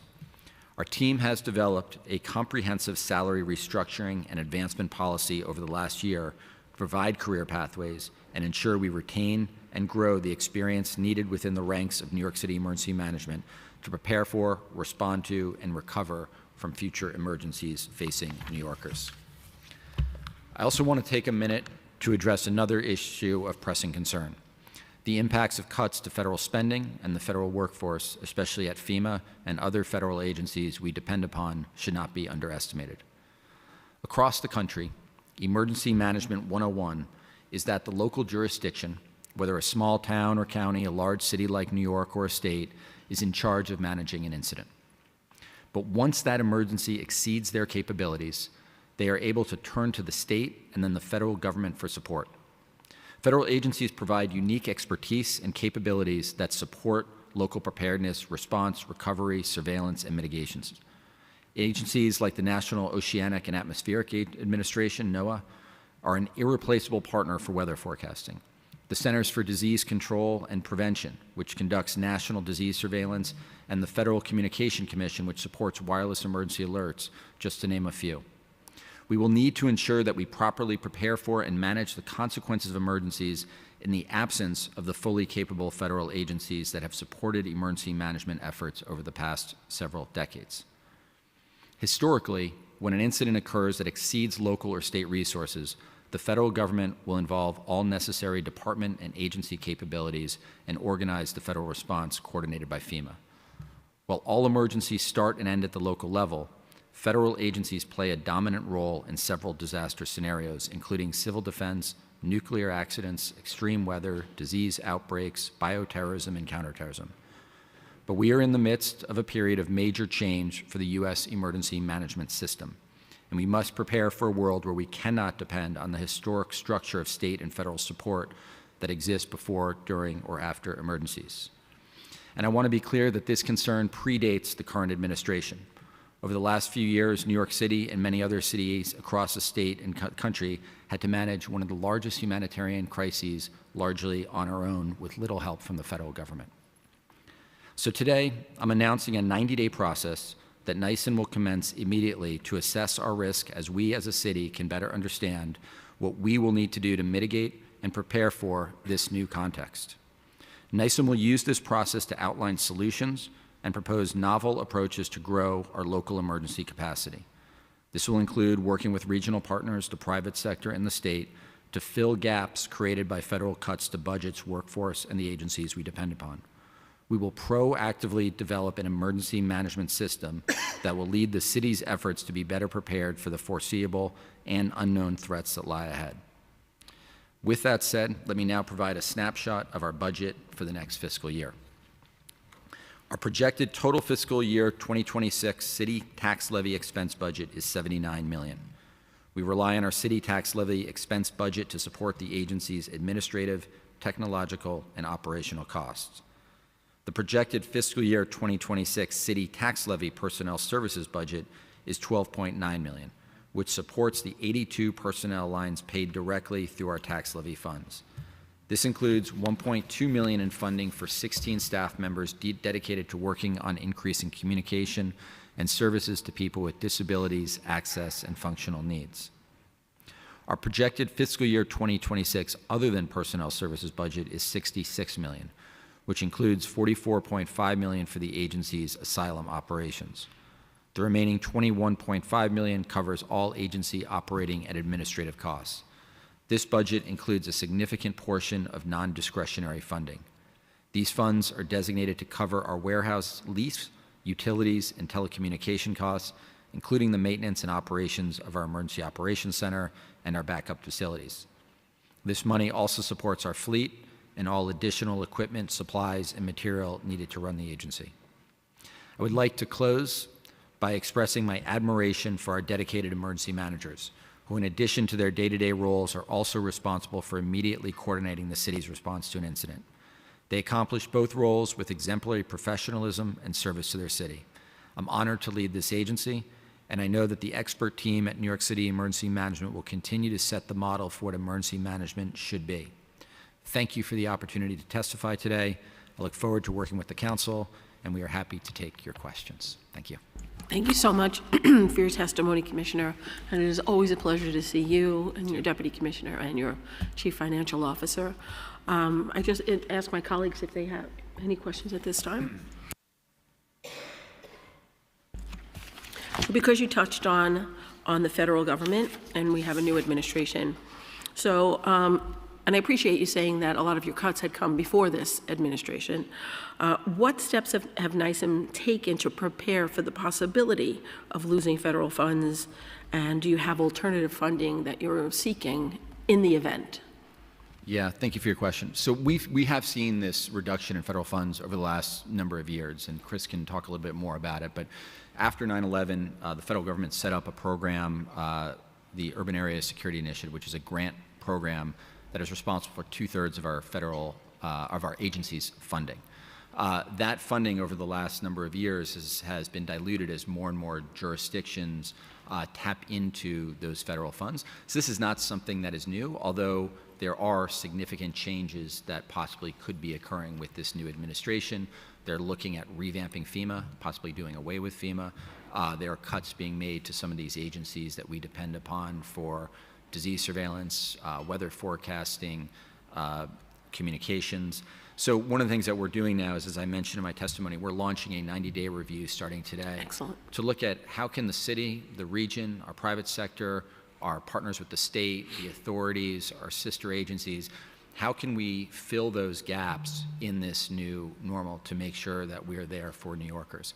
So not the best answer for your question, other than say, would love to work with you over the next 90 days and certainly come back and brief you on those recommendations for what we can do going forward. I think it's commendable that you even have that in place. I think that's great because we don't know what the future holds, but you're preparing for it. And that's good. And I always say that, you know, NYSEM is the little agency that has a really big job, and you do your job. So we really appreciate it. And you've been working outside of your general mission for a very long time, and you did an incredible job with that mission. And I'm glad to see that you're back to emergency preparedness and doing what the actual meaning for the NICEM is.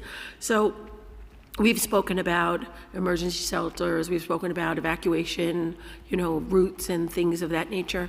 And I just want to touch on because obviously my district the majority of it is an evacuation route, and a lot of the districts that were not normally throughout the city have now become evacuation routes. So what planning have you done for areas like that, where you'll need places for people to go for a short period of time before they can get back into their homes? Yeah, so our most comprehensive plan that the city, we have hundreds of plans for the city, and one of the things that Christina just spearheaded is an amazing revamp of how we do all hazards management, so that we're not just prepared for events that we know are likely to occur, but also any type of hazard that could impact the city, even those that are unforeseen.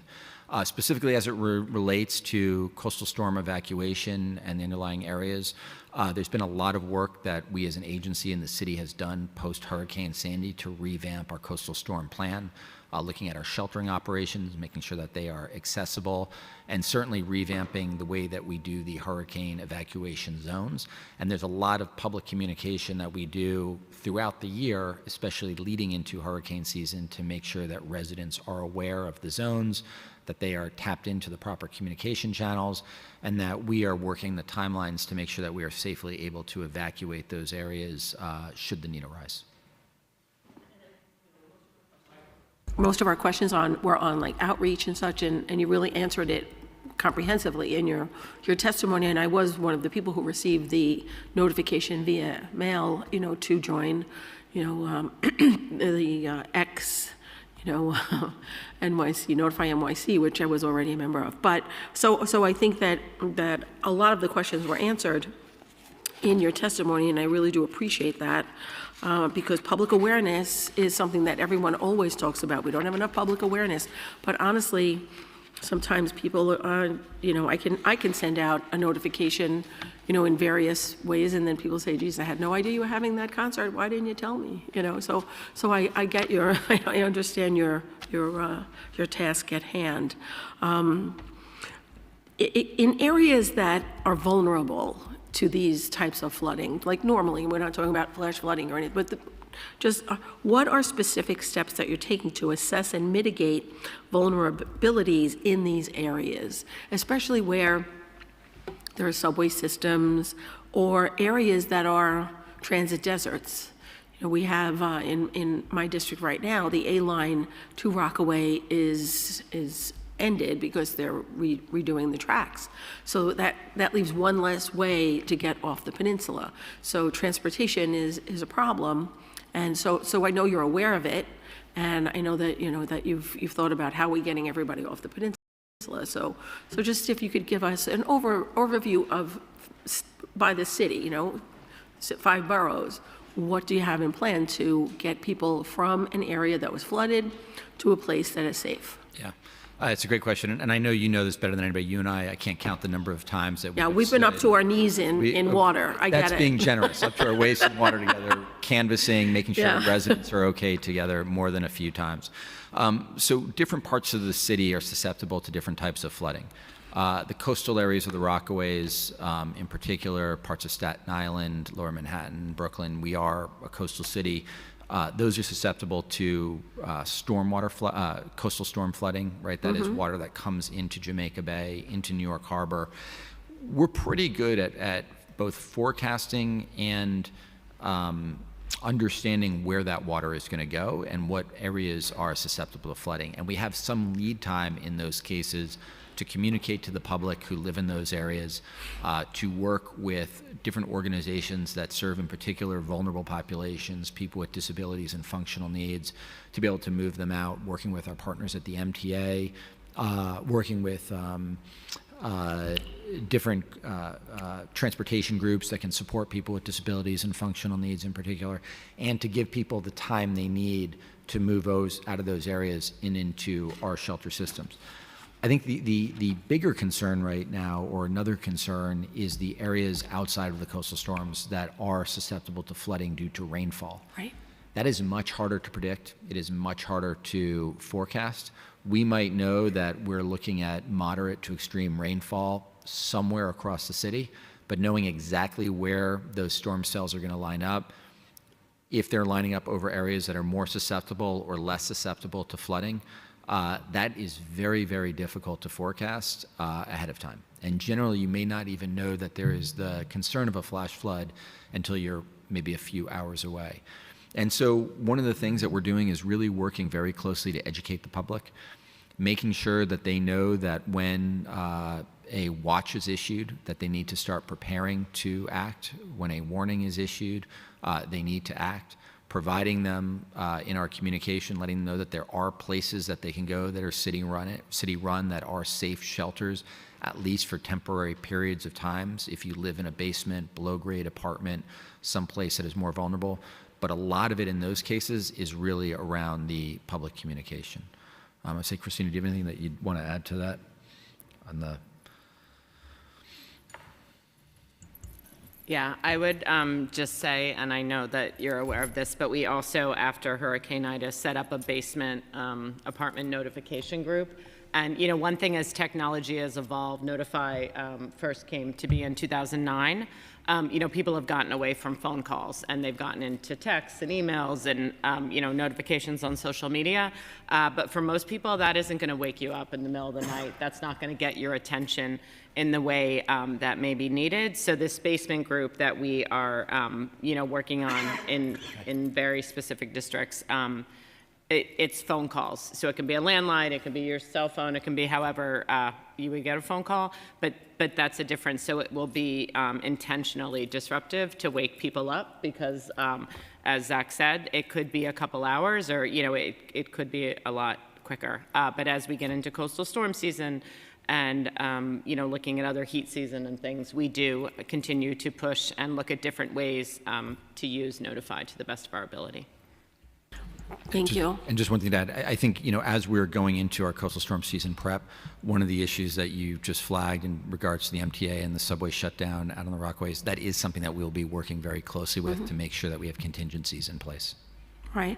Yes, definitely. And I know that this doesn't come under your purview, but in those coastal areas where seawalls are kind of falling apart and things like that, how does NISM coordinate with agencies like DEP and DOT and the DOB, especially now with the city of Yes, where there'll be more basement apartments that are, utilized because they're in zones where it's legal, and ADUs where they're legal.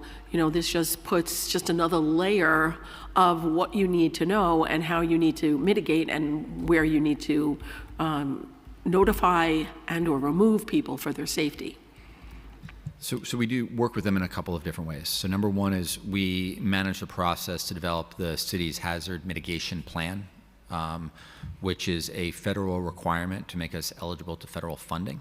That plan accounts for many of these different hazards that we need to deal with, and we also look at a lot of the data and look at what are some of the tools and things we can do to mitigate those types of hazards across the city.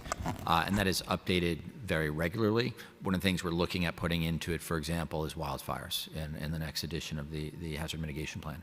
I think in addition to that, our agency provides a lot of technical assistance to agencies in order to apply for federal grants and other types of funding specifically related to those types of issues. And so we not only do the risk analysis with the hazard mitigation plan, but then we work very, very closely with the agencies to make sure that they have the resources in order to actually address them properly. Well, I'm actually glad to hear that you're getting involved in the wildfire issue, because we saw some wildfires that we never did before, and we spoke about it with the last panel. And I think that FDNY could be helpful with their water trucks to get out there and kind of, when the ground is as dry because we have a drought, just to temper down and water that area, in the park. I have Forest Park in my district, and I know the Parks Department goes out there and waters just the ground regularly so that there aren't any fires. So Parks Department, it really is like it's almost every agency in the city that you're going to have to work with for these types of brush fires, and they're very dangerous. So I appreciate that you already have that in effect. And I don't, it's DEP, I understand that with the rain gardens and stuff like that, but do you have any input as to where they go or where do you think they're needed? You have those conversations with DEP? Yeah, we work very closely with DEP on that, as well as the Mayor's Office for Climate, Mayor's Office for Climate, MOCJ. Okay, great. I think you have answered all of my questions, and I don't see any other members here. So I'd just like to say thank you. Thank you for always being honest. Thank you for always being available. And from someone who comes from a flood zone, thank you for being on the ground with me. And you have a great team in place. And now, I do want to ask you this. Were you given, when you were doing the work, with the intake centers, you had gotten more people, more lines of people for NISM, or you were working with the same budgeted lines? We had, I think, one additional person who joined our team, but to be fair, we brought in a number of great contractors and consultants who were managing that process with us. So initially, and this is something that we sort of normally do as we're managing emergencies, is our team really in the early days was managing everything. And then over time, we displaced them with consultants and contractors that we managed, and they became a core part of our asylum seeker operations. You wanted to add something? Yeah, I just wanted to add that we were able to bring on one additional person, but we also, for our different units, anytime we have an emergency like that and something that goes over so long, we're able to work in a lot of our planning assumptions. So for example, we had only used our stockpile, our emergency supply stockpile before for hurricanes, but we started using it for the respite sites, for shelters, for other things. We also use a surge staffing model, so we had city staff that might have spoken specific languages, may have mental health training or other things that could come and work. So, it's been 12 years since Hurricane Sandy, but over the last couple of years, one of the silver linings of all the work that we did with asylum seekers is that we got to rotate our stockpile, but also see how we could do resupply and everything in a very systematic way. We also worked through staffing challenges. We got some language capability that we didn't have before. So right now, as we sunset our asylum seeker operations, we are looking at what we learned, like Zach said, the different ways that we brought in contractors. So, if the next big event is a hurricane or a citywide blackout or something else that he talked about in his testimony, we can use these lessons learned from the last 2 years in asylum seekers. Okay, and is there, in this fiscal year, what would you say is your projected budgetary ask? Specifically related to asylum seekers or overall? No, for overall. Chris, do you want to go into the numbers for our asks here? Sure. So I can give you an overview of some of our primary requests for new needs. Good. All of these are really related to structural underfunding, and so I'll break it down by PS, OT, PS, and capital needs. So as alluded to in the Commissioner's testimony, most of our needs are PS related. Obviously, we've gone through several rounds of PEGs, as all agencies have, due to the asylum seekers' impact on the budget and other economic factors. So I think number one, we're requesting $2.9 million in the baseline to fund the reduction in to offset the federal reduction in funding. As we discussed, over the last 5 years, we've seen about a 20% reduction in the overall allocation of Homeland Security funding to the City of New York. NISM has seen a much smaller reduction, but as a result, we're scheduled to lose 10 heads beginning next fiscal year, and looking to hope to sort of make that restored in the baseline. Additionally, we're requesting an additional $1.9 million in the baseline related to shifting additional heads off of the volatile federal grants, given just the bigger picture discussions around federal funding. Also, as mentioned in the testimony, we're looking at $1.5 million in the baseline tied to a reformulated agency salary restructure, just to bring our staff in line with other with other city agencies and ensure parity across the city, as well as create more career pathways for folks, since we're a non-union agency. and then also looking just at a $3.3 million overall structural deficit. And this is due, again, to various pegs that have happened over the years. And essentially what that means is we don't have enough funding to hire up to our budgeted headcount. So this funding would restore that to allow us to get to the full levels of staffing that we have in the budget. What is your full budgeted headcount? We have 242 heads across the entire agency. As we mentioned, 160 of those are grant funded, so math on that is about 82 city funds. Gotcha.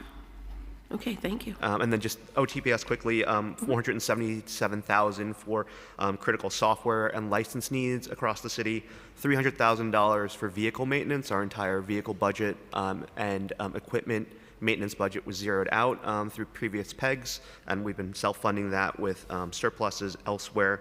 And then finally, on the capital side, we put in a $9.1 million request to upgrade our radio systems, just due to sort of outdated nature of things and having to upgrade those systems to be in line with NYPD's new requirements around encryption. We've gotten verbal commitment from OMB on that one, so we're currently working through with DCAS, who funds our capital projects. And then finally, a $2 million ask to build out the Queensborough office. We received approximately $1 million grant from Congressman Swazi to build a site in Fort Totten Park in Queens. Oh, nice. Great. Okay, anything that you need from us, from me, to be helpful to get get those asks realized, please don't hesitate to loop us in.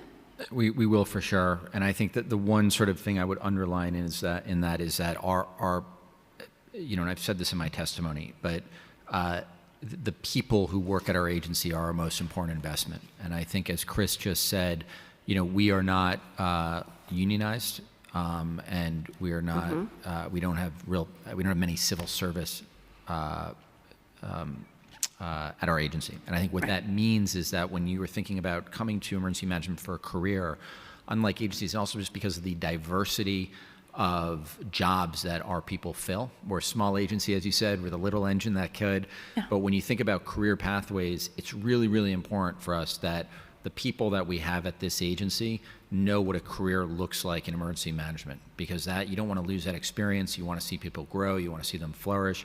And I think that ensures that we have a really strong foundation. It's something that Christina and I think about all the time. We have a bias for promoting internally and filling more senior positions. Right now, 100% of our executive staff positions are filled, which is fantastic. But I think in some of those budget lines where we're really looking to help improve salary equity with our sister agencies and ensuring that there are real career pathways for folks at emergency management, I think that is probably the greatest investment that this city could make in emergency management. I couldn't agree more. I thank you so much for your testimony, and I don't want to see a big flood come, but come on out to the district anytime. The best part of it is I know I'm going to see you out there. So you know it. I know I will see you out there. Thanks so much for coming. I appreciate it.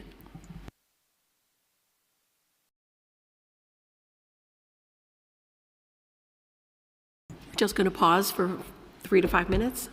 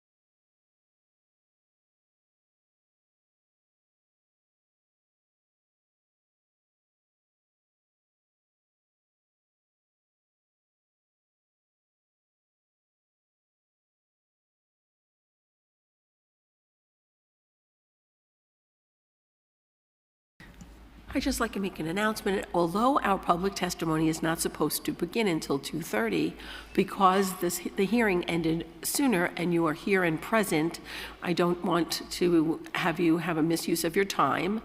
Therefore, we will take public testimony now for the people who are present and then take a break to the people who are joining at 2:30. So I just need to read. I now open the hearing for public testimony. I remind members of the public that this is a government proceeding and that decorum shall be observed at all times.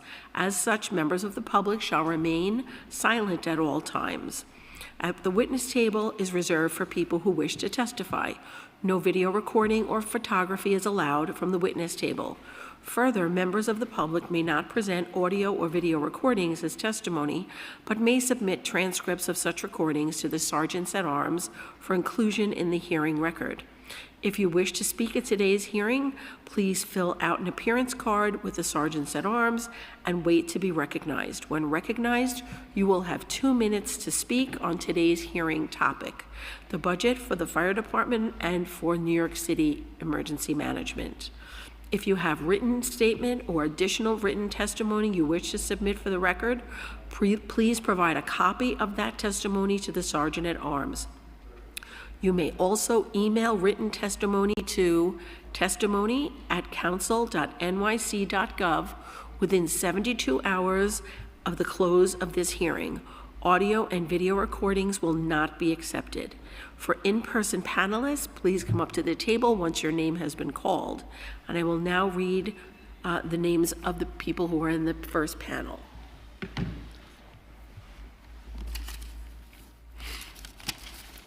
Sharon Brown. Hear this one? You know, these are all people who've signed up if they're, just read them all. Christopher Leon Johnson. Sakina Trice. Michael J. Northmore. Nancy Carbone. Michael Tracy.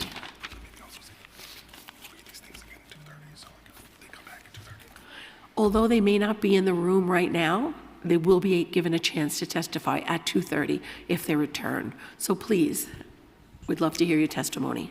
Hello, my name is Sharon. Before I begin, release the hostages, let Yahweh's people go, defend Israel. And happy Purim to everyone who's Jewish.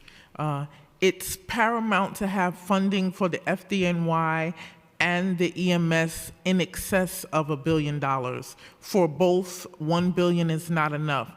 Since it's a combined unit, EMS and separately FDNY combined, previously the police officers, they were going to get $1 billion.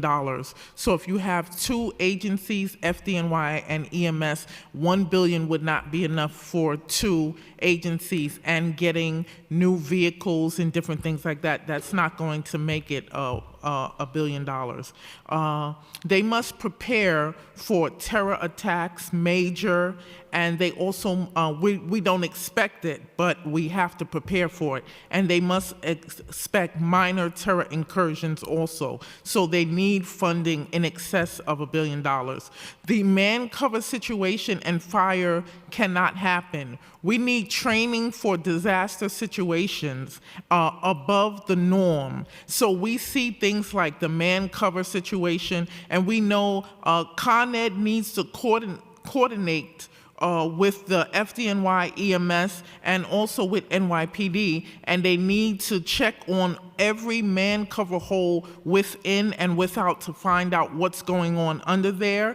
They need to also check balconies, the infrastructure, roads and bridges. Balconies, over the past couple of decades, they have been coming loose and things like that. So the infrastructures and things, roads and bridges needs to be checked on. Emergency management funding has to exceed what EMS and FDNY and NYPD get. Thank you so much for your testimony. You're welcome. Ma'am. Good afternoon. My name is Sakina Trice. I am a senior staff attorney with the Disability Justice Program at New York Lawyers for the Public Interest. Thank you for the opportunity to present testimony today on behalf of NOPI. NOPE is deeply concerned about the city's practices relating to the involuntary removal of individuals perceived to have mental illness diagnosis for psychiatric evaluation. Additionally, NOPE urges the City Council to mandate significant changes into the Behavioral Health Emergency Assistance Response Division program, as it is a deeply flawed pilot which merely purports to be a non-police response to people experiencing mental health crisis, but in fact it is a part of the long tradition of policing, criminalizing, and under and misserving people with mental disabilities. Funding Be Heard in its current guise diverts money from what we need, a true non-police crisis response system that dispatches a team of peers. There must be changes to Be Heard, and those changes include using emergency medical technicians who are not city employees, 24/7 operating hours, calls routed through 988, and above all, Be Heard must prioritize the self-determination of people with mental disabilities. People in crisis are calling for help and being met by police and EMTs who send them to the hospital without asking questions or providing on-site treatment, and they send them to the hospital against their will. New York City must create and invest in a mental health care system that offers truly voluntary services that are community-based and evidence-based and culturally competent. There's no hard evidence that shows that involuntary commitment is more effective than voluntary treatment, so we must invest in voluntary services to save lives. Thank you. Thank you very much. Mr. Gorman.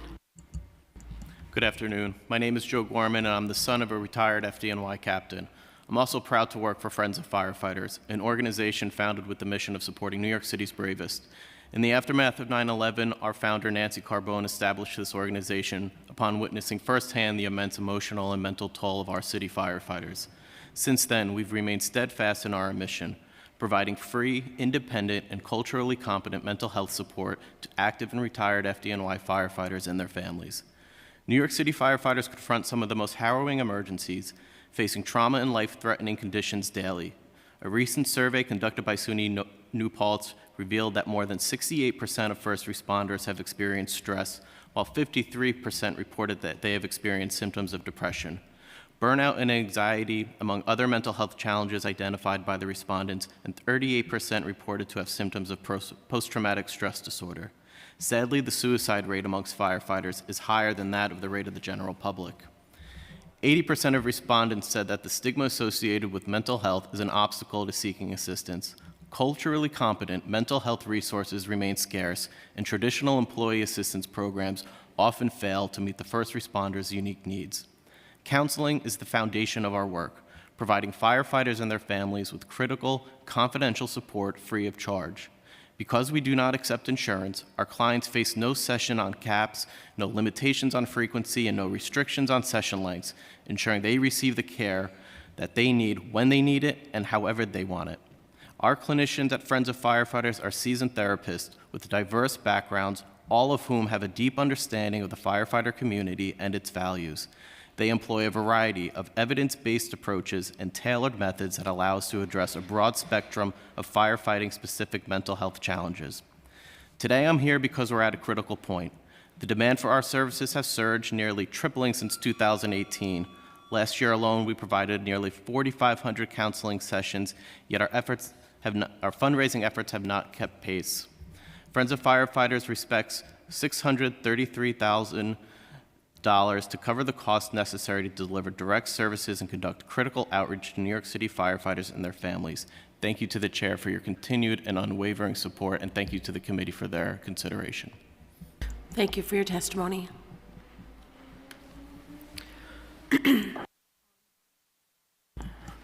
On Zoom, I'd like to call upon Tyler Weaver.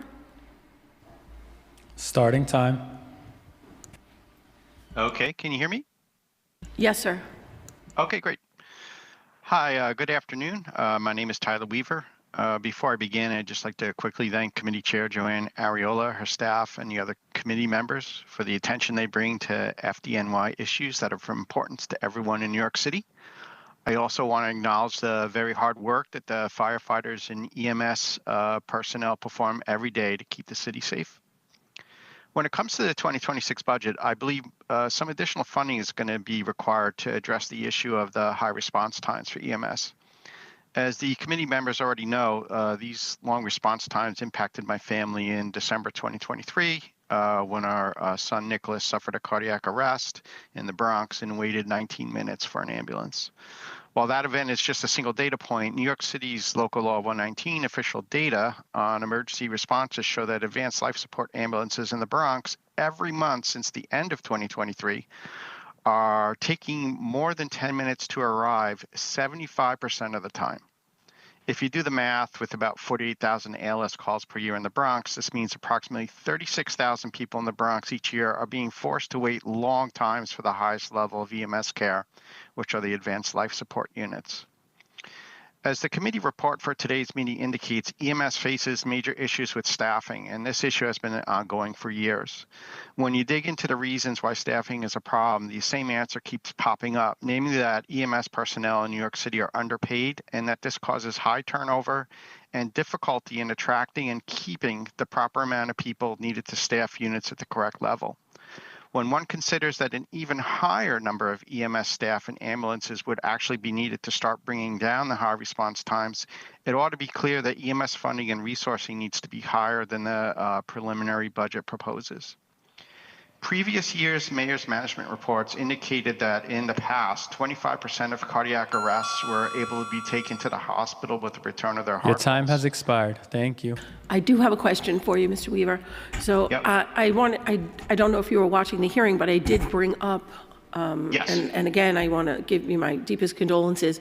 Your son as a you know, an example, a poor example of what's happening. And I think that your insight into what needed to be changed, and talking about pay parity and the amount of vehicles that we have, and the fact that vehicles go out of, ambulances are out of service and because they're at a fire and they can't go to, a few blocks away just to address someone who is critically, acutely sick. And so we're addressing all those things. So I'd like to hear what more you have to say. Okay, Yanko, yeah, I almost was able to complete what I wanted to say here. Thank you. What I was going to just say that is that in the past, the mayor's management report was showing that 25% of cardiac arrests were able to be taken to the hospital with their, pulse returned. But that number now has been lower at 20%. And if you do the math of 25,000 cardiac arrests per year in New York City, this 5% increase in poor outcomes, equals out to about 1,200 more people who maybe, just maybe, might have survived in the past when response times were better. And in closing, I just basically call on the city to do even better and increase EMS funding to the level actually required to enable them to be staffed and resourced to allow EMS to arrive in a timely manner at all life-threatening incidences, especially cardiac arrests. Thank you. I think we are. Additional questions, please let me know. No, I just want to say that I think that we were all on the same page with everything that you said, but we just have to make it happen. We keep saying we need all the things that you're talking about, but we've not put them into effect. And I believe under this commissioner, we will put them into effect. So thank you for your testimony. Oh, you're very welcome. And I just want to say I was very encouraged to hear the words from Commissioner Tucker earlier. It's great to see that people are verbalizing that they know about the issue and that they want to solve it. And that's very encouraging to me as a parent of someone who lost somebody. Thank you. Thank you so much. Next up is Christopher Leon Johnson. You may begin.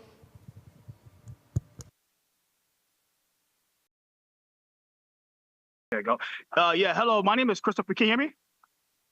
Yes, Christopher, Hello? I hear you. Yeah. Hello, my name is Christopher Leon Johnson. I'm Tespot Workshop. I'm in Nigeria House. I'm at an event for the UN, CSW 69, so I couldn't be in person. But I want to make sure that I made this clear to people about this committee that we need proper e-bike regulations in the city. I'm going to show you right now. I'm in front of a bike lane, and it's ridiculous. We need proper e-bike regulation in the city of New York. Look at this, guys. Look at this. You got a deliverista with no helmet, and look at the bike. It's crazy. I'm on 44th Street. We need real regulations in the city of New York. We need it past Intro 606 because it'll prevent stuff like this from happening. Look at the e-bike. That's like a time bomb. They need to stop. We need Intro 606. At the same time, since the Worker Justice Project gets a lot of money from the government, from discretionary funding, why hasn't the OEM commissioner, Zach Iscol, and the fire commissioner, Mr. Robert Tucker, haven't had a meeting with Los Renisos? Why you haven't had one? Look at this. This is crazy.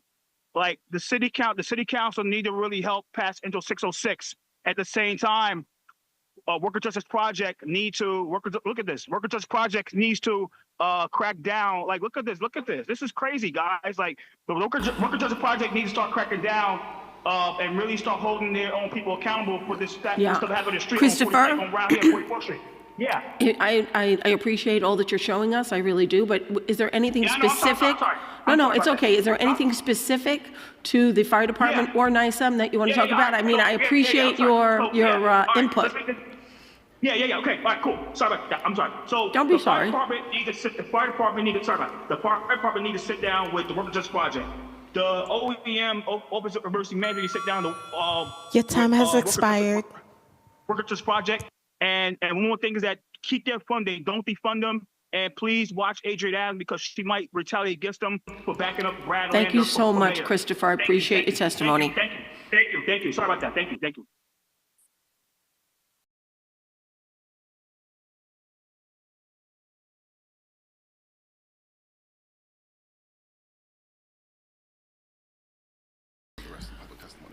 Those are the only members of the public right now who are here to testify, both in person and on Zoom. So we will take a break and resume at 2:30 to hear anyone else who had registered for that session. Thank you so much.